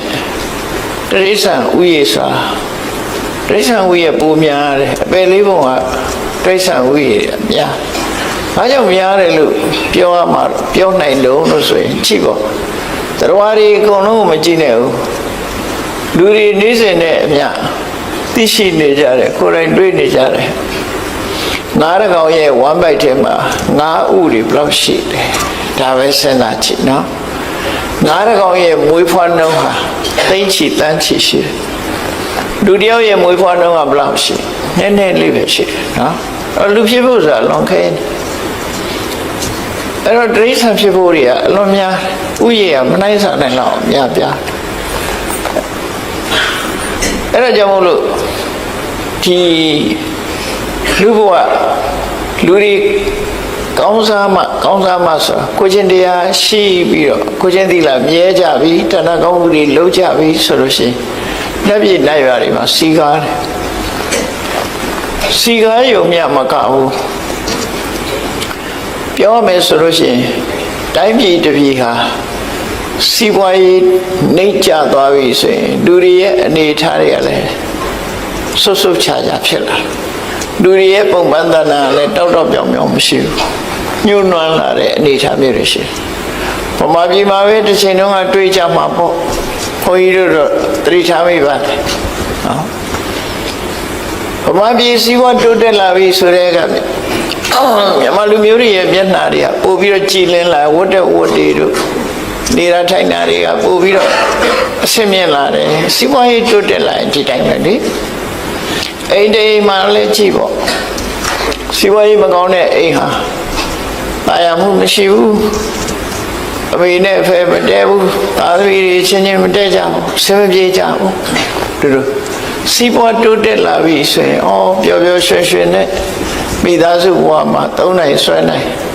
ခုဗမာပြည်ရဲ့အခြေအနေဟာဒီလိုအနေထားမျိုးလို့ဘုန်းကြီးတို့အကဲခတ်မိတယ်ဘယ်လိုကြောင့်အကဲခတ်မိတာတော့ဆိုရင်ဥပမာလေးတစ်ခုပြောပြမယ် holiday ဆိုလို့ရှိရင်အထူးသဖြင့်ရန်ကုန်လူတွေကြည့်ရမှာပေါ့ holiday long term holiday ဆိုရင်ရှောင်းလူတွေမြို့ပြင်ထွက်တာဟောဒီတိုးဂိတ်မှာသွားပြီးတော့ပိတ်နေတာတတိချပေးကြပါမယ်နော်တတိထားပေးကြပါအဲ့လိုသွားနိုင်လာနိုင်လဲနိုင်ပတ်နိုင်တယ်ဆိုစီးပွားတိုးတက်မှုရဲ့အရေးအယောင်ပဲလို့ပြောလို့ရတယ်။ခိုးနိုင်ငံဒီနိုင်ငံသွားကြတယ်လဲကြတယ်ပတ်ကြတယ်ဆိုတာစီးပွားတိုးတက်မှလုံးနိုင်။အဲ့လိုမဟုတ်ဘူးစီးပွားရေးအဆင်မပြေဘူးဆိုရင်လူတွေကဟိုဒီသွားနိုင်ခြင်းလဲပတ်နိုင်ခြင်းမရှိကြဘူးတနေ့မှချောင်းကုတ်ပြီးတော့နေချဘလို့ပဲဖြစ်ဖြစ်အချိန်ခါတစ်ခုရလူလောကမှာဘယ်နိုင်ငံပဲဖြစ်ဖြစ်စီးပွားရေးတိုးတက်လာတဲ့အချိန်မှရှိလို့စီးပွားရေးနှိမ့်ကျသွားတဲ့အချိန်မှရှိလူတိုင်းချမ်းသာတာတော့ပလီနဲ့မှဖြစ်နိုင်ဘူးအမေရိကန်နိုင်ငံမှာသရောင်းစားမရှိဘူးမဟုတ်ရှိတယ်တိုးတက်တယ်ဆိုတဲ့နိုင်ငံတွေမှာလည်းသရောင်းစားရှိတာတောင်းပုံတောင်းနေတော့ကွာတော့ပေါ့နော်တချင်းလေးဆိုပြီးတောင်းနေတာကြတော့အမေရိကန်သရောင်းစားအဆင့်မြင့်တယ်လို့ဖြစ်အဲ့တော့တောင်းပြီးတော့တောင်းစားကြတာချင်းတော့တူတူပါပဲသို့တော့ဒီလိုလူတိုင်းဟာချမ်းသာမှုရှိကြလားလို့ဆိုမချမ်းသာအားလုံးတိုင်းပြည်တစ်ပြည်ဟာဘာလဲ infrastructure လို့ခေါ်တယ်လမ်းတွေကောင်းတယ်မီးတွေကောင်းတယ်အခြေခံတွေပေါ့လေလူအလုံးသုံးသွားလိုက်နိုင်တဲ့အခြေခံတွေအလုံးတိုးတက်လာတယ်အဲ့ဒါတွေတိုးတက်လာရင်တိုးတက်တယ်လို့ခေါ်လို့ရတယ်တော့တိုးတက်လာသည့်ခေတ်ကြီးထဲမှာမိသားစုတိုင်းစာဝတ်နေပြည်လဲလားဆိုပဲပြည်လဲမှာတော့ဒါကတော့အလုံးပြည်လဲဖို့ဆိုတာခက်ခဲတယ်လေလူတွေတယောက်နဲ့တယောက်ကြိုးစားမှုမတူကြအဲ့တော့လူဘဝမှာတော့ကြိုးစားအထောက်မှုတွေဆင်ပြေလာတဲ့အခါမှာជីវတိုးတက်လာမှုဆိုတဲ့အရေးအယောင်လေးတွေတွေ့လာနတ်ပြည်မှာကြတော့ဘလို့အရေးအယောင်ပေါ်လာတော့ဆိုရင်နတ်ပြည်ရဲ့တိုးတက်မှုကလူပြည်ပေါ်မှာအခြေခံနေတယ်မြတ်စွာဘုရားပွင့်လာတဲ့အခါမှာမြတ်စွာဘုရားရဲ့သာသနာတော်ကိုဘဝကိုပုံအပ်ပြီးဗုဒ္ဓတရဏံကိစ္ဆာမိဓမ္မတရဏံကိစ္ဆာမိဆိုပြီးတရဏဂုံဆောက်တည်ကြတဲ့ပုဂ္ဂိုလ်တွေဖရာတရားကိုမြတ်မြတ်နိုးနိုးငါးပါးသီလကိုမြတ်မြတ်နိုးနိုးကျင့်ကြတယ်ဒါနကောင်းမှုတွေပြုကြတယ်အများပြားကြီးလှူတာမဟုတ်ပေမဲ့ဆွန်လေးတစ်စုံလှူတဲ့ပုဂ္ဂိုလ်လောင်းတဲ့ပုဂ္ဂိုလ်အစဒါနသီလလေးသာသနာ့တွင်မှာလုံးလိုက်ရတဲ့ဒါနသီလအကျိုးနဲ့နတ်ပြည်ရောက်တဲ့အခါကျတော့ဘုံမိမ္မကြီးရဲ့တစ်တစ်လွင်လွင်နဲ့ဟိုတဲ့စားတဲ့အဝတ်အစားတွေကတောက်တောက်ပြောင်းပြောင်းနဲ့ရုပ်ရည်ရူပကာယပို့ပြီးတော့လမ်းဆန်းနေတာလို့ဒါမျိုးကသာသနာ့ဘာမှနတ်ပြည်ရောက်နေတဲ့နတ်ကဘုံမိမ္မလည်းဟောင်းနှုံနှံအဝတ်အစားတွေကလည်းသိပ်ပြီးမတောက်ပြောင်းဘူးလှပမှုတွေဖြစ်ခုခေတ်ပါနဲ့တူလို့ဆိုလို့ရှိရင်မော်ဒန်အောက်သွားတယ်လို့နေမှာပေါ့နော်အဆောက်အဦတွေရှေးဟောင်းဆောက်ဦးကြီးတွေနဲ့ဆိုမော်ဒန်အောက်နေတယ်လို့နေမှာပေါ့အဝတ်စားတွေကလည်းရိုးပြီးတော့တောက်တောက်ပြောင်ပြောင်မရှိကြဘူးသာသနာတွင်မှာလူဖြစ်နတ်ဖြစ်သွားတဲ့သာသနာတွင်မှာလူဖြစ်ပြီးဖရာသာသနာတွင်မှာကုသိုလ်လုပ်သွားလို့နတ်ပြည်ရောက်သွားတဲ့ပုဂ္ဂိုလ်တွေကျတော့အလုံးကိုတောက်ပါတယ်တောက်တောက်ပြောင်ပြောင်နေဖြစ်လာကြ အဲ့ဒါနဲ့ပတ်သက်ပြီးတော့မှတ်တမ်းတင်ထားတာရှိတယ်သုလရထတို့မဟာရထတို့ဆိုရယ်သာသနာတွင်ကနတ်ပြည်ရောက်တဲ့နတ်တွေဟာတရားမင်းနဲ့ရှင်လိုက်ရင်တရားမင်းကနတ်တွေရဲ့အစိုးရတဲ့နတ်တို့ရဲ့ဘုရင်ဖြစ်တော်လဲပဲသုလရထမဟာရထဆိုတဲ့နတ်သားတွေဟာသူတို့စီစဉ်ဥစ္စာခန်းခန်းနာနာဘုံမိမ့်မနဲ့ထွက်လာပြီဆိုရင်တရားမင်းရဲ့အယောင်တွေတောင်းမိန်သွားသလိုဖြစ်တယ်မြင်လိုက်ရင်သိတာတယ်လေ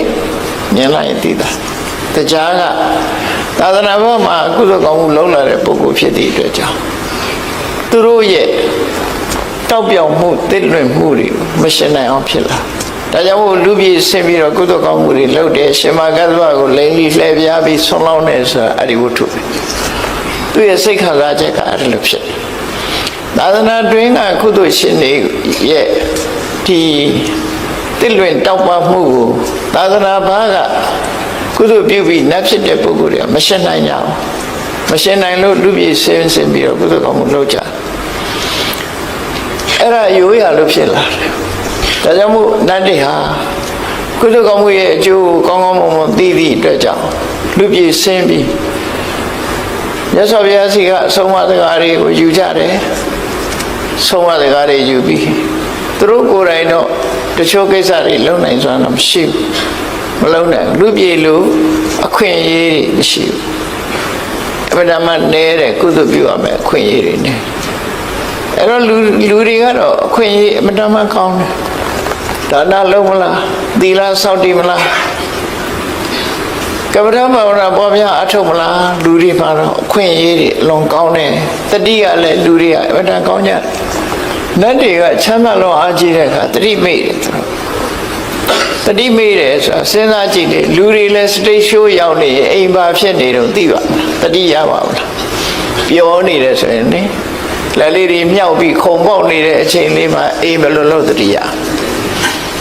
အဲ့ဒါလို့နတ်တွေကလည်းစတိတ်ရှိုးတဲ့ရောက်နေတယ်လို့ပဲသူတို့ဘဝဟာချမ်းသာလုံးအားကြီးသည့်အတွက်ကြောင့်ဒီကုသကောင်းမှုဘက်မှာမိတယောက်လေးရှိကြတယ်သို့တော့သူတို့အသိဉာဏ်ထက်ကြတယ်မြတ်စွာဘုရားကနည်းငယ်ဟောလိုက်လို့အသိဉာဏ်ထက်တဲ့ပုဂ္ဂိုလ်တွေကနားလည်မှုရှိသွားကြတယ်ဒါကြောင့်အခွင့်အရေးရတယ်ညတကောင်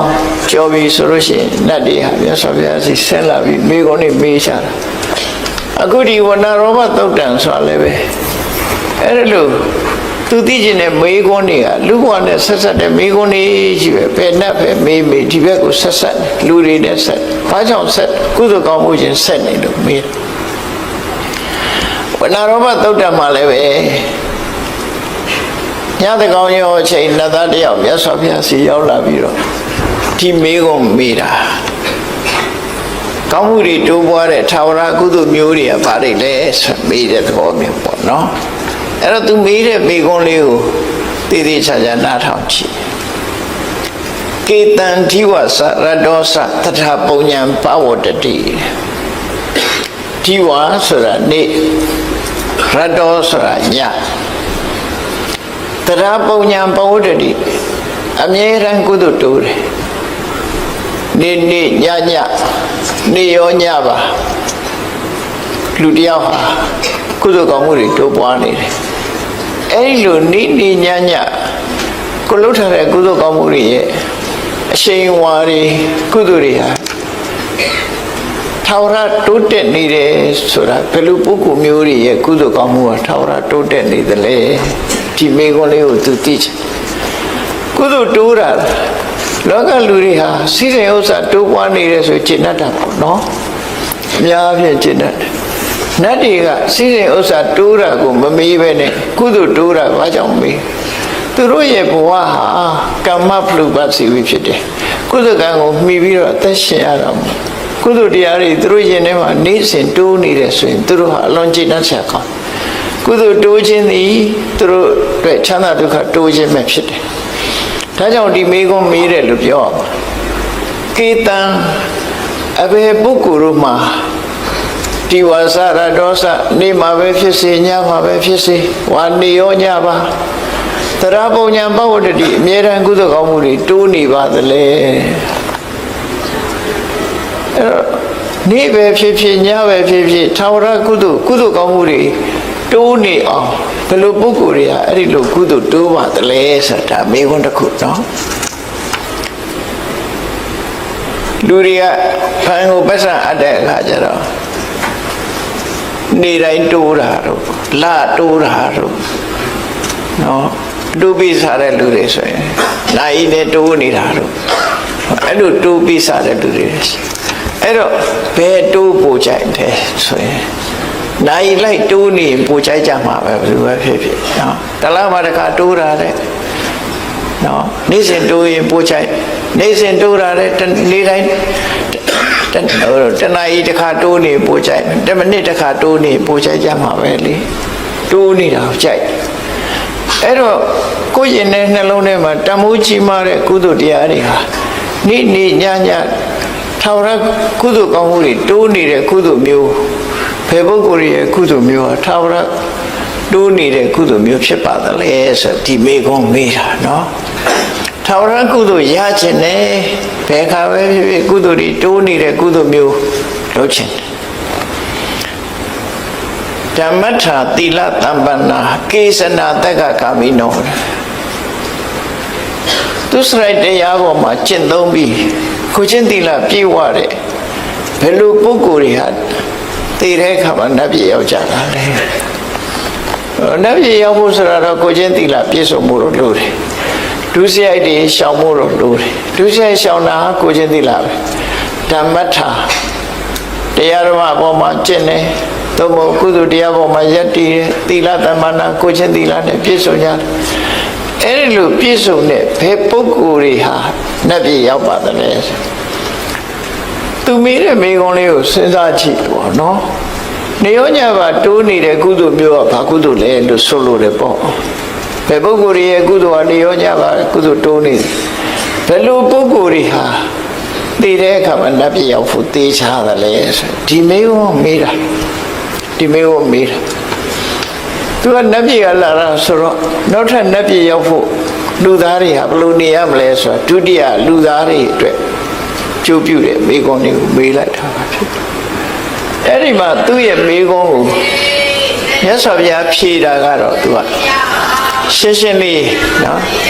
သူ့ရဲ့မိဂုံးကိုမြတ်စွာဘုရားဘယ်လိုဖြေတော့ဆိုအာရမရောပဝနရောပ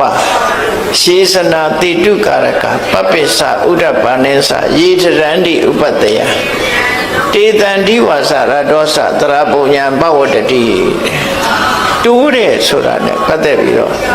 ထာဝရကုသိုလ်တွေကိုမြတ်စွာဘုရားထုတ်ပြပြီးတော့ဟောတယ်ကုသိုလ်ဆိုတာမျိုးမျိုးရှိကြတယ်ထင်မယ်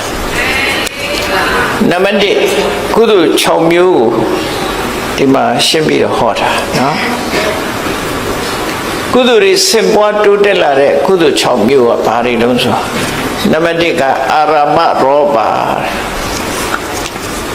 အယံသစ်ပင်တွေကိုစိုက်ပျိုးပြီးအများအကျိုးကိုပြုတဲ့ပုဂ္ဂိုလ်မျိုး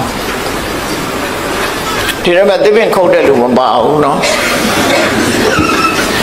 သစ်ပင်စိုက်တဲ့လူအယံဥယျာဉ်တွေကိုစိုက်ပျိုးပြီးအများကိုအကျိုးပြုပြီးကဘာမြေကြီးဥပေါ်မှာအရေးအာဝါဒတွေနဲ့အကျိုးပြုတဲ့ပုဂ္ဂိုလ်မျိုးတွေအာရမရောပါအာရမဆိုတာခုခေတ်ဆိုရင်ချမ်းလုပ်ငန်းလို့ဟာမျိုးပေါ့နော်ချမ်းသစ်ပင်စိုက်တယ်ဥယျာဉ်စိုက်တယ်ရောပါဆိုတာစိုက်ပျိုးတာဥယျာဉ်နေစိုက်ပျိုးတဲ့ပုဂ္ဂိုလ်ကြီးတဲ့အဲ့ဒီပုဂ္ဂိုလ်တွေမှာကုသိုလ်တရားနေရောညပါတိုးတက်နေတယ်။ဘာကြောင့်လဲဆိုရင်သူကုသိုလ်ကထာဝရကုသိုလ်နေ့တတိယရင်နေ့တိုးမှာပဲညတတိယညတိုးဆိုလိုတာဒါထာဝရကုသိုလ်ပျောက်သွားတဲ့ကုသိုလ်မဟုတ်ဘူးလေ။ဥယျာဉ်စိုက်ပျိုးထားတယ်။ဥယျာဉ်စိုက်ပျိုးလိုက်တဲ့ဖြင့်ထိုဥယျာဉ်ကိုမှီပြီးတော့ပထမဆုံးဘသူတွေအကျိုးရတော့ဆိုငှက်ကလေးတွေဒေါ်တရိษံတွေဟာဒီဥယျာဉ်တွေကိုမှီပြုပြီးတော့စားစရာတွေပြည့်ပြည့်ဝရခိုးစားတော့လည်းသွားမကြွေးလေးနဲ့တန်းတယ်အဲ့လိုတစ်ပစ်စိုက်ထားလို့ရှိရင်တော့အကျိုးပြုမှသိကြတယ်နော်အဲ့လိုတစ်ပစ်စိုက်ပေးထားတဲ့အခါမှာ ငှက်ကလေးတွေဟာတိရိတ်ခိုးပြီးတော့တစ်ပင်မှာရှိတဲ့အသီးလေးတွေစားပြီးဘလောက်စိတ်ချမ်းသာကြကောင်းသူတို့ဘဝဟာလုံခြုံသွားနောက်တစ်ခါကိုမမြင်ရတဲ့တ attva တွေဟာလည်းပဲတစ်ပင်ရိပ်တွေမှာမီးပြီးတော့သူတို့ရဲ့ပုံမိမှန်တွေကရှိတယ်တစ်ပင်ခုတ်လိုက်လို့ရှိရင်ပုံမိမှန်ပြုတ်ကြတာတွေ့တယ်မလားဘောလမြိုင်ဘက်မှာမြေပြိုးတာတွေ့တယ်မလားမြေပြိုးရင်အိမ်တွေလည်းပါသွားတာအဲ့တော့တစ်ပင်လဲရင်လည်းတစ်ပင်ပေါ်မှာရှိတဲ့ပုံမိမှန်တွေပျက်စီးမှာပေါ့ဒါထုံးစံမှာပေါ့သူတို့ကံအားလျော်စွာဒီယောဂဇုဆိုတာတစ်ပင်ကွာကြတက်ထိုင်နေတာမဟုတ်ဘူးပကြီးဆရာဆွဲတယ်လို့ဘယ်ကြာကြီးထိုင်နေမှာတော့မြောက်ကြီးလို့နေမှာပေါ့ယောဂဇုတစ်ပင်ကွာကြထိုင်နေရုပ်မြောင်းလို့ဖြစ်နေမှာဆိုလိုတာကယောဂဇုမှာဖိမှန်နှမျိုးရှိတယ်အမျိုးအစားနှစ်ခုရှိတယ်ယောဂဇုရဲ့ဖိမှန်ဟာတစ်ပင်ရဲ့တစ်ခက်ပေါ်မှာတီးနေတဲ့ဖိမှန်မျိုးတစ်ခုတစ်ပင်ဆိုတဲ့ပင်စီပေါ်မှာတီးနေတဲ့ဗိမာန်တစ်ခုနှစ်ခုရှိတယ်။တစ်ခက်ပေါ်မှာတီးတဲ့ဗိမာန်ကိုတာခထဗိမာန်လို့ခေါ်တယ်။တာခါဆိုတစ်ပင်တစ်ခက်တာခထထဆိုတာအဲ့ပေါ်မှာတီးရှိနေတာ။တစ်ခက်ပေါ်၌တီးရှိနေသောဗိမာန်နဲ့နေတဲ့ရုပ်ကစိုးကိုတာခထ။ဟော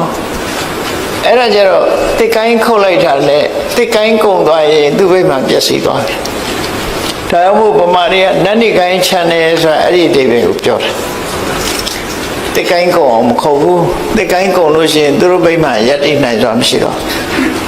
ဒီတစ်ပင်မောမြောက်လို့နေတာမဟုတ်ဘူးတစ်ပင်ကိုအကြောင်းပြုပြီးတော့သူတို့ဗိမာန်တွေရှိနေတယ်လို့လူတွေလည်းမြေပေါ်နေတယ်ဆိုရင်ပဲမြေပေါ်မှာအိမ်ဆောက်နေကြတာလေမြေကြီးပေါ်တိုင်းအဲ့ထမှာမဟုတ်တာနတ်တွေလည်းပဲတစ်ပင်နဲ့ပတ်သက်ပြီးအဲ့လိုနေတယ်လို့ရုခထဗိမာန်ဆိုတာကြတော့တစ်ပင်ကြီးလဲလိုက်လို့သင်္ကုတ်တူရှိနေသေးရင်တော့သူ့ဘုံမိမမပြတ်သေးဘူးဒါရုခထတစ်ပင်ရှိနေသေးဗျအမြစ်ပါတူပြစ်မှသူ့သိဘုံမိမပြတ်တယ်ဒါမို့ယောဂဇောနှမျိုးနော်တစ်ခက်တွေကောင်းခုတ်ရင်ယောဂဇောစိတ်ဆိုးတယ်သူ့ဘုံမိမနေပြည့်စည်တယ်တော့တချို့ယောဂဇောစိတ်မဆိုးဘူးဘာကြောင့်လို့ဆိုရင်တစ်ပင်ရှိနေသေးရင်သူနေလို့ရနေသေးတယ်သင်္ကုတ်တူရှိတယ်နေလို့ရနေသေးတယ်သူ့ဘိမှမပြတ်ဘူးလို့အဲ့တော့ကိုမမြင်ရမယ့်တရားတွေဟာလည်းပဲအခုလို့အယံဥယျာဉ်စိုက်ပျိုးပြီးတော့ထားခြင်းအဖြစ်တရားတွေပေါ်မှာအများကြီးကျိုးပြုသွားတယ်ဒါကြောင့်ဒီထာဝရကုသိုလ်မျိုးဟာနေတတိယရဲ့နေညတတိယရဲ့ညကုသိုလ်တွေတိုးတယ်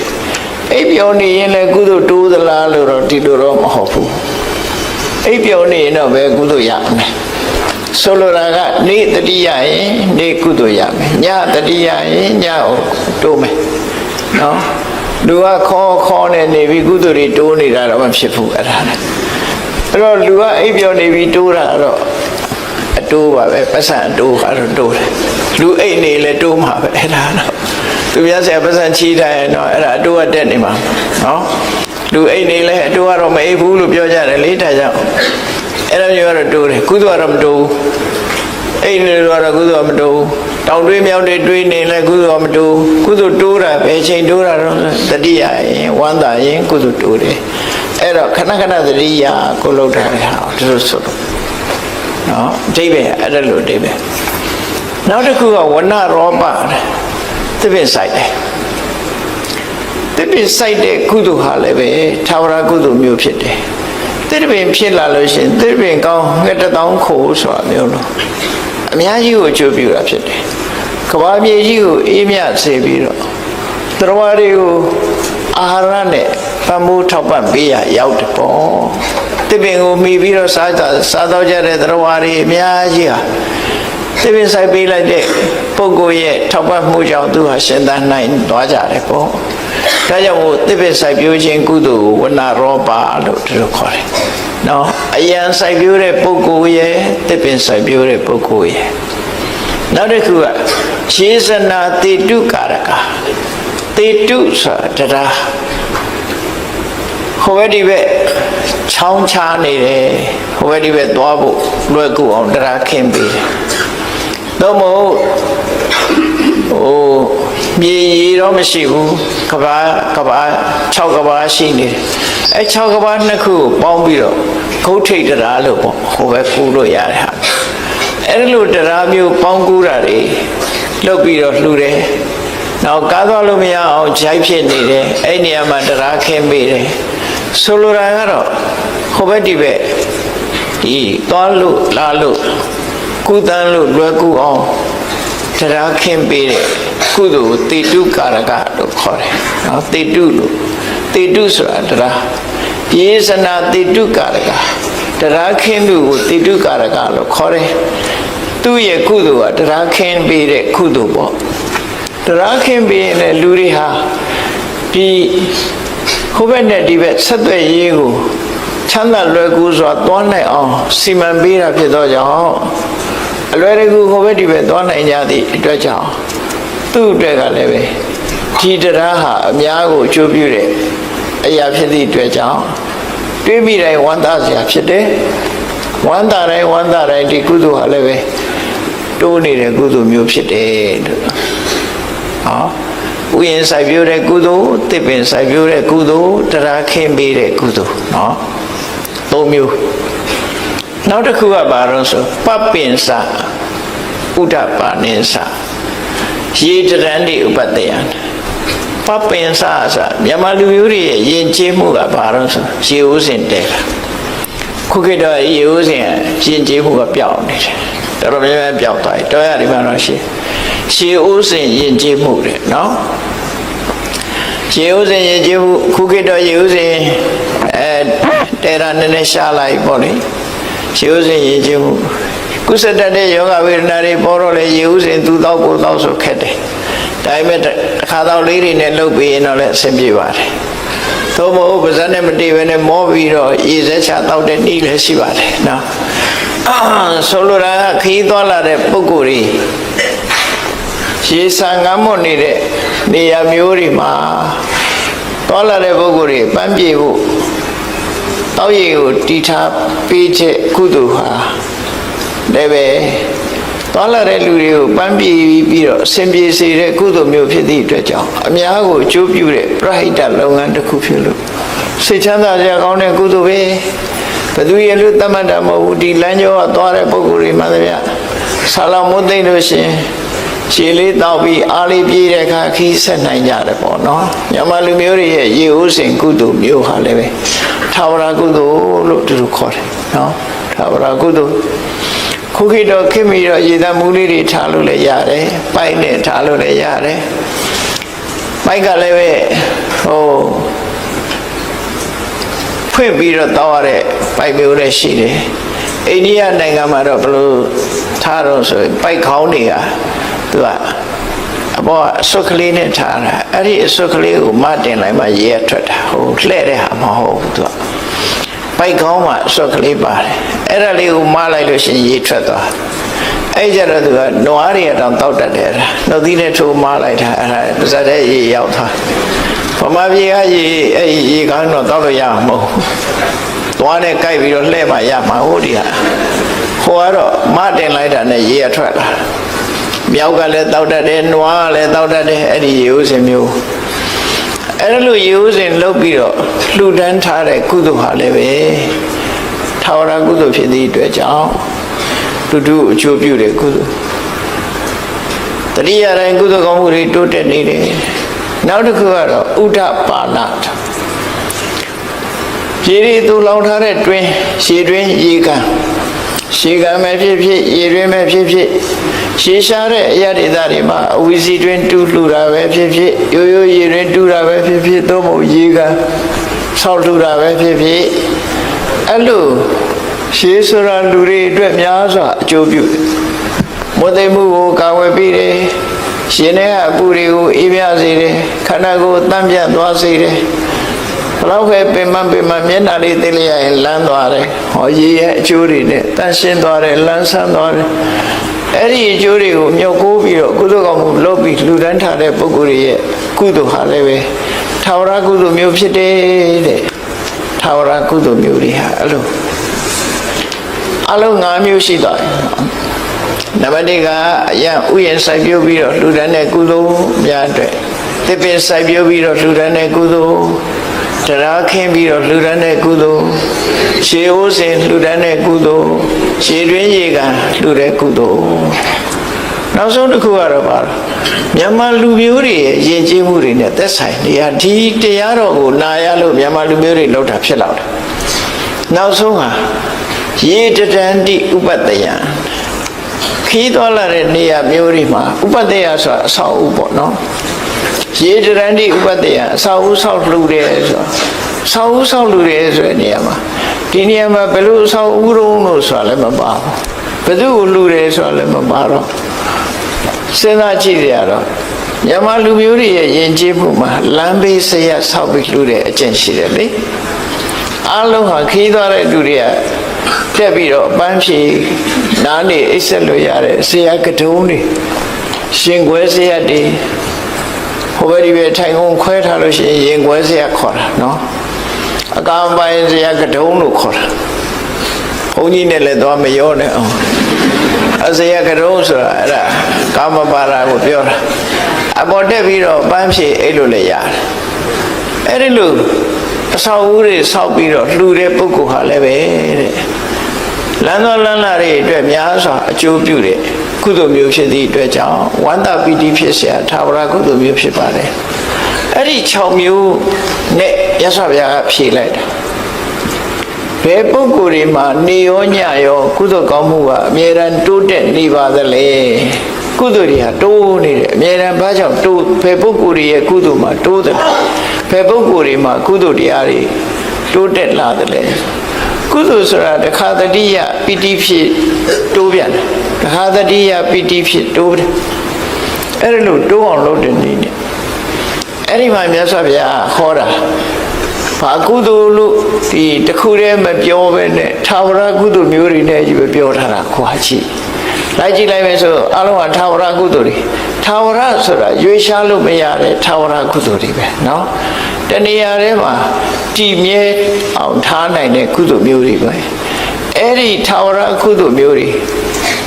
ကိုပြုလုပ်တဲ့ပုဂ္ဂိုလ်တွေမှာတဲ့နေနေညညတတိယတိုင်းဝန္တာရွှင်မျိုးပီတိတွေဖြည့်ပြီးတော့ကုသိုလ်တွေတိုးတယ်လို့ဒီနတ်သားကိုမြတ်စွာဘုရားဒီလိုရှင်းပြီးတော့ဟောလိုက်တာဖြစ်တယ်အဲ့တော့အလုံးစိတ်ထဲမှာကြည်နူးစရာကောင်းတယ်ကိုလုပ်တဲ့အလုပ်တွေမြတ်စွာဘုရားဒီတရားဟောထားတာကိုတိုင်းမှတ်သားထားတဲ့ပုဂ္ဂိုလ်တွေဟာကိုယ့်ဘဝမှာထာဝရကုသိုလ်မျိုးတစ်ခုလုပ်ထားလို့ရှင်ဘယ်လောက်ကြည်နူးစရာကောင်းမလဲနော်တခဏသာဖြစ်တဲ့ကုသိုလ်မျိုးမဟုတ်ဘဲနဲ့ထာဝရကုသိုလ်မျိုးတွေကိုတိုးတက်ပြီးလုပ်ရတယ်လို့စိတ်ထဲမှာဝန္တာပီတိဖြစ်ရအဲ့တော့ဒီဝန္တာပီတိဖြစ်เสียဒီတောရိပ်တောင်ရိပ်ဆိုတာဟာလောကကြီးကိုအေးချမ်းစေတဲ့နေရာတွေဖြစ်ရမြမကတောတောင်ရဲ့သဘာဝတောတောင်ကိုအမိပြုပြီးတော့သူတော်ကောင်းတွေဟာနေကြထိုင်ကြတာဖြစ်တော့ကြောင့်တောတောင်တွေပျောက်ကွယ်သွားခြင်းအပြင်သူတော်ကောင်းတွေစိတ်ဆင်းရဲစရာဖြစ်တယ်တောတွေတောင်တွေတောင်ပြိုတောပြုံးပြီဆိုလို့ရှိရင်ပထမဆုံးထိခိုက်တာတော့တိရစ္ဆာန်တွေပဲပေါ့နော်တိရစ္ဆာန်တွေထိခိုက်တယ်တောထဲမှာနေတဲ့တိရစ္ဆာန်တွေဟာသူတို့နေရာဌာနကြီးကပုံပြောက်လာတယ်တောတွေပြုံးတယ်တောင်တွေပြိုတယ်ဆိုနေစရာမရှိတဲ့အခါတိရစ္ဆာန်တွေနဲ့လူတွေဟာပဋိပက္ခဖြစ်လာကြဒါမို့လို့ဒီနာတိုက်ကြီးတို့ဥက္ကံတို့ဆိုခဏခဏဆင်းရိုင်းနေဆင်းလာပြီးတော့လူတွေရဲ့စိုက်ခင်းတွေဖြစ်စည်းတယ်ဆိုတာတောပြုံးလို့ဖြစ်လာတဲ့ပြဿနာတွေဒါဖြစ်တယ်ပေါ့ဒီနာဘေကုဏအရက်ဒီမှာလည်းထို့တူပဲယမယကတောဆရိုင်းတွေဝင်ရောက်ပြီးတော့ဖြစ်စည်းတယ်ဆိုတာလူတွေလှုပ်တဲ့အလုပ်တွေကြောင့်လို့လူတွေကိုတုံ့ပြန်ဒုက္ခပေးတဲ့အနေအထားမျိုးအလုံးတိရစ္ဆာန်တွေဒုက္ခရောက်တယ်တောတောင်ကောင်းသွားပြီဆိုရင်တိရစ္ဆာန်တွေဟာဘယ်လောက်အေးချမ်းသာရမှုရှိကြမလဲသူတို့တောထဲမှာကေဟစနစ်ဆိုecology ဆိုတခုနဲ့တခုဆက်ဆွဲပြီးတော့သူတို့အသက်ဘဝမရှင်သန်နေကြတာဖြစ်တယ်နော်ဆက်သွယ်ပြီးရှင်သန်နေသူတို့ကောင်းတွေရှုထောင့်ကကြည့်လိုက်မယ်ဆိုရင်သူ သူတော်ကောင်းတွေထဲမှာထူးခြားဆုံးသူတော်ကောင်းကမြတ်စွာဘုရားမြတ်စွာဘုရားဘဝလေးကိုနည်းနည်းစဉ်းစားကြည့်ဘုရားဝင်ကိုသိတဲ့ပုဂ္ဂိုလ်တိုင်းမြတ်စွာဘုရားဘဝဟာတောနဲ့အမတမဆက်ဆက်တယ်ဖွာတော်မူတဲ့အခါမှာလည်းတပြည့်အောင်မဖွာတယ်နော်ချင်းမခါနာတို့သွားပြီးဖွာတာမဟုတ်ဘူးမြတ်စွာဘုရားတော့တပြည့်အောင်မဖွာတယ်လုံးမနီတပြည့်အင်းကြီးမအောင်မဖွာတယ်မွေးဖွာပြီးတော့လေဒီတရားချစ်မှုနန်းတော်ကထွက်ခွာသွားပြီ29နှစ်အရွယ်တောထွက်ပြီး6နှစ်တရားကျင့်တော့လေတောထဲမှာပဲကျင့်တယ်တပည့်အောင်မှာပဲကျင့်မွေးတော့လည်းတပည့်အောင်မှာမွေးတယ်တရားကျင့်တော့လေတောထဲမှာတပည့်အောင်မှာကျင့်တယ်ဖျားဖြစ်တော့ကောမဟာဗောဓိပင်အောင်မှာဖျားဖြစ်တယ်ဖျားဘဝမှာနေတဲ့အခါရောစေတဝနေဝိဟရတိဝေလူဝနေဝိဟရတိဣတိပတနေဆိုတာဒါတွေအားလုံးဟာတောတွေတောင်တွေချပဲကောမြတ်စွာဘုရားရဲ့ဘဝမှာတောတောင်တွေမှာပဲသတင်းသုံးနေထိုင်သွားတာရာသက်ပံလို့ပဲတောတွေတောင်တွေထဲမှာပဲသတင်းသုံးပြီးတော့နေထိုင်သွားတယ်ပြိဋိဘံဆန်တဲ့အခါကျတော့လေကုသီနာရာလို့ခေါ်တဲ့ကုသီနာယုံမန္တမင်းတို့ရဲ့အင်းကြီးဥယျာဉ်တွေကအင်းကြီးမဲ့နှစ်ပင်ချာမှာပြိဋိဘံဆန်သွားမြတ်စွာဘုရားဟာဘုရားဖြစ်တော်မူတဲ့အချိန်ဘုရားအဖြစ်အသိဉာဏ်တူရတဲ့အချိန်မှာဘောဓိပင်ကိုကြောပေးပြီးတော့အရှိလောကရကိုကြည့်ပြီးထိုင်ပြီးတော့ဘုရားဖြစ်တာနေထွက်တဲ့ဘက်ကိုမျက်နှာမူပြီးတော့ဘုရားဖြစ်တာဘာအဓိပ္ပာယ်ဆိုတာကိုတော့မပြောကြပါနဲ့ကိုယ့်အကိုစဉ်းစားကြည့်မယ်ဆိုရင်ပြောလို့ရတာဘာတစ်ခုတော့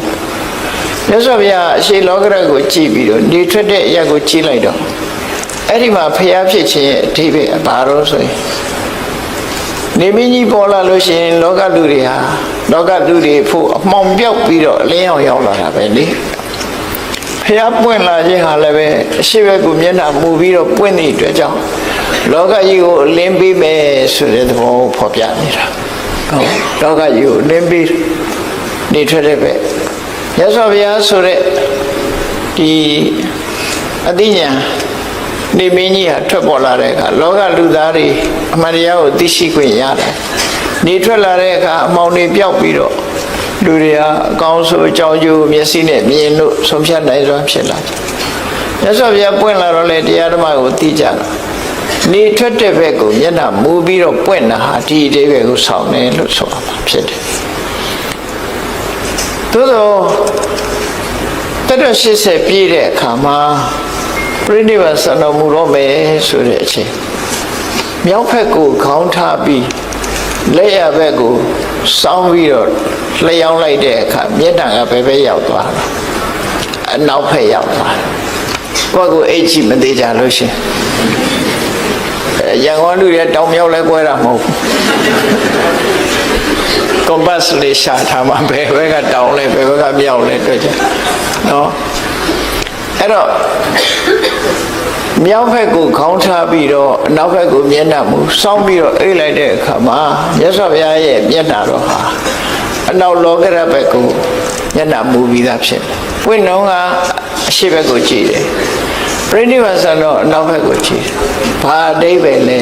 ။လောကကြီးကိုလင်းအောင်ပေးနေတဲ့နေမင်းကြီးဝင်တော့မယ်ဆိုတဲ့အဓိပ္ပာယ်ပဲ။အနောက်ဘက်ကနေထွက်တယ်လို့မရှိဘူးလေ။နေဝင်တာပဲရှိတယ်။အဲ့တော့မြတ်စွာဘုရားဒီပြိဋိဘံဆန်သွားခြင်းအပြင်လောကလူသားတွေအသိဉာဏ်တွေဆုံးရှုံးသွားတယ်ပေါ့အလင်းအောင်ဆုံးရှုံးသွားသလိုမြတ်စွာဘုရားရဲ့အဆုံးအမတရားတော်တွေဆုံးရှုံးသွားရင်အလင်းအောင်ဆုံးရှုံးသလိုဆုံးရှုံးမှာပဲဖြစ်တယ်အဲ့ဒီအဓိပ္ပာယ်တွေကိုခေါ်ကျူးတဲ့အနေနဲ့မြတ်စွာဘုရားဟာအရှိပဲလှည့်ပြီးတော့ဘုရားဖြစ်ပြီးလက်ရနှစ်ပါးကိုစောင်းလို့အနောက်ဘက်ကိုမျက်နှာမူပြီးပြိဋိဘံဆန်တော်မူခြင်းဟာလောကသားတို့အတွက်ပညာတစ်ခုပေးခဲ့ခြင်းပဲဖြစ်တယ်ဘုရားရဲ့ကရုဏာအမှန်တမ်းကြီးမားတယ်ပြိဋိဘံဆန္ဒတော်မှာပဲမင်းတို့စံနမူနာယူခဲ့ဖို့လှုပ်ထားခဲ့တာဖြစ်တယ်ပေါ့နော်အစစရရအသိပညာတွေပြီးခဲ့ လောကမှာအသိပညာအလွန်အရေးကြီးတယ်ဒါကြောင့်မြတ်စွာဘုရားကနတ်သားတယောက်ဟောပြောတဲ့မိကုန်းနဲ့မေးတဲ့မိကုန်းကိုအခုလိုသာဝရကုသိုလ်တွေနဲ့ဖြေလိုက်တာနောက်တစ်ခေတ်ကျတော့သစ်ပင်တွေပြောင်းအောင်ခိုးကြလိုက်မယ်ဆိုတာသိလို့များဖြစ်မလားမသိဘူးအဲ့ဒါကြောင့်ဒါတွေစိုက်ကြလို့ဆိုတဲ့အဓိပ္ပာယ်ဖော်ပြတာနော်ဒါလွန်ခဲ့တဲ့နှစ်ပေါင်း2600ဟောခဲ့တဲ့တရား2600ဟောခဲ့တဲ့တရားအဲ့တော့အခုတို့လူတွေတက်တက်ကြွကြွဒီကုသိုလ်ကိုအရာယူနေကြတော့ဝန်သားဆရာပေါ့နော်ကမ္ဘာလောကကြီးကိုသစ်ပင်ဖြင့်အေးမြအောင်ဆောင်ရွက်နေကြပြီအာရမရောပါအယံသစ်ပင်တွေဥယျာဉ်တွေစိုက်ပျိုးတယ်ဝဏရောပါသစ်ပင်တွေစိုက်ပျိုးတယ်တောတွေစိုက်ပျိုးတယ်တေတုကာရကသွာလာခက်တဲ့နေရာတွေမှာတရားခင်းပေးတယ်ပပရှေးဥစဉ်ရင်ကျေးမှုဥဒ္ဒပါဏရေရွေးရေကလူရန်ကြတယ်ရေတရန်ဒီဥပတယံလူတွေနားခိုဖို့ရအဆောက်အဦတွေဇေယျတွေဆောက်လို့လူရန်ကြတယ်ဆိုတဲ့ဒီကုသိုလ်မျိုးတွေဟာသာဝရကုသိုလ်မျိုးတွေဖြစ်သည့်အတွက်ကြောင့်မြတ်စွာဘုရားကဒီနတ်သားရဲ့အမေကိုဒီကုသိုလ်မျိုးတွေနဲ့ဖြည့်ခဲ့တာဟာမြန်မာလူမျိုးတွေရဲ့ယဉ်ကျေးမှုနဲ့တကယ်ကို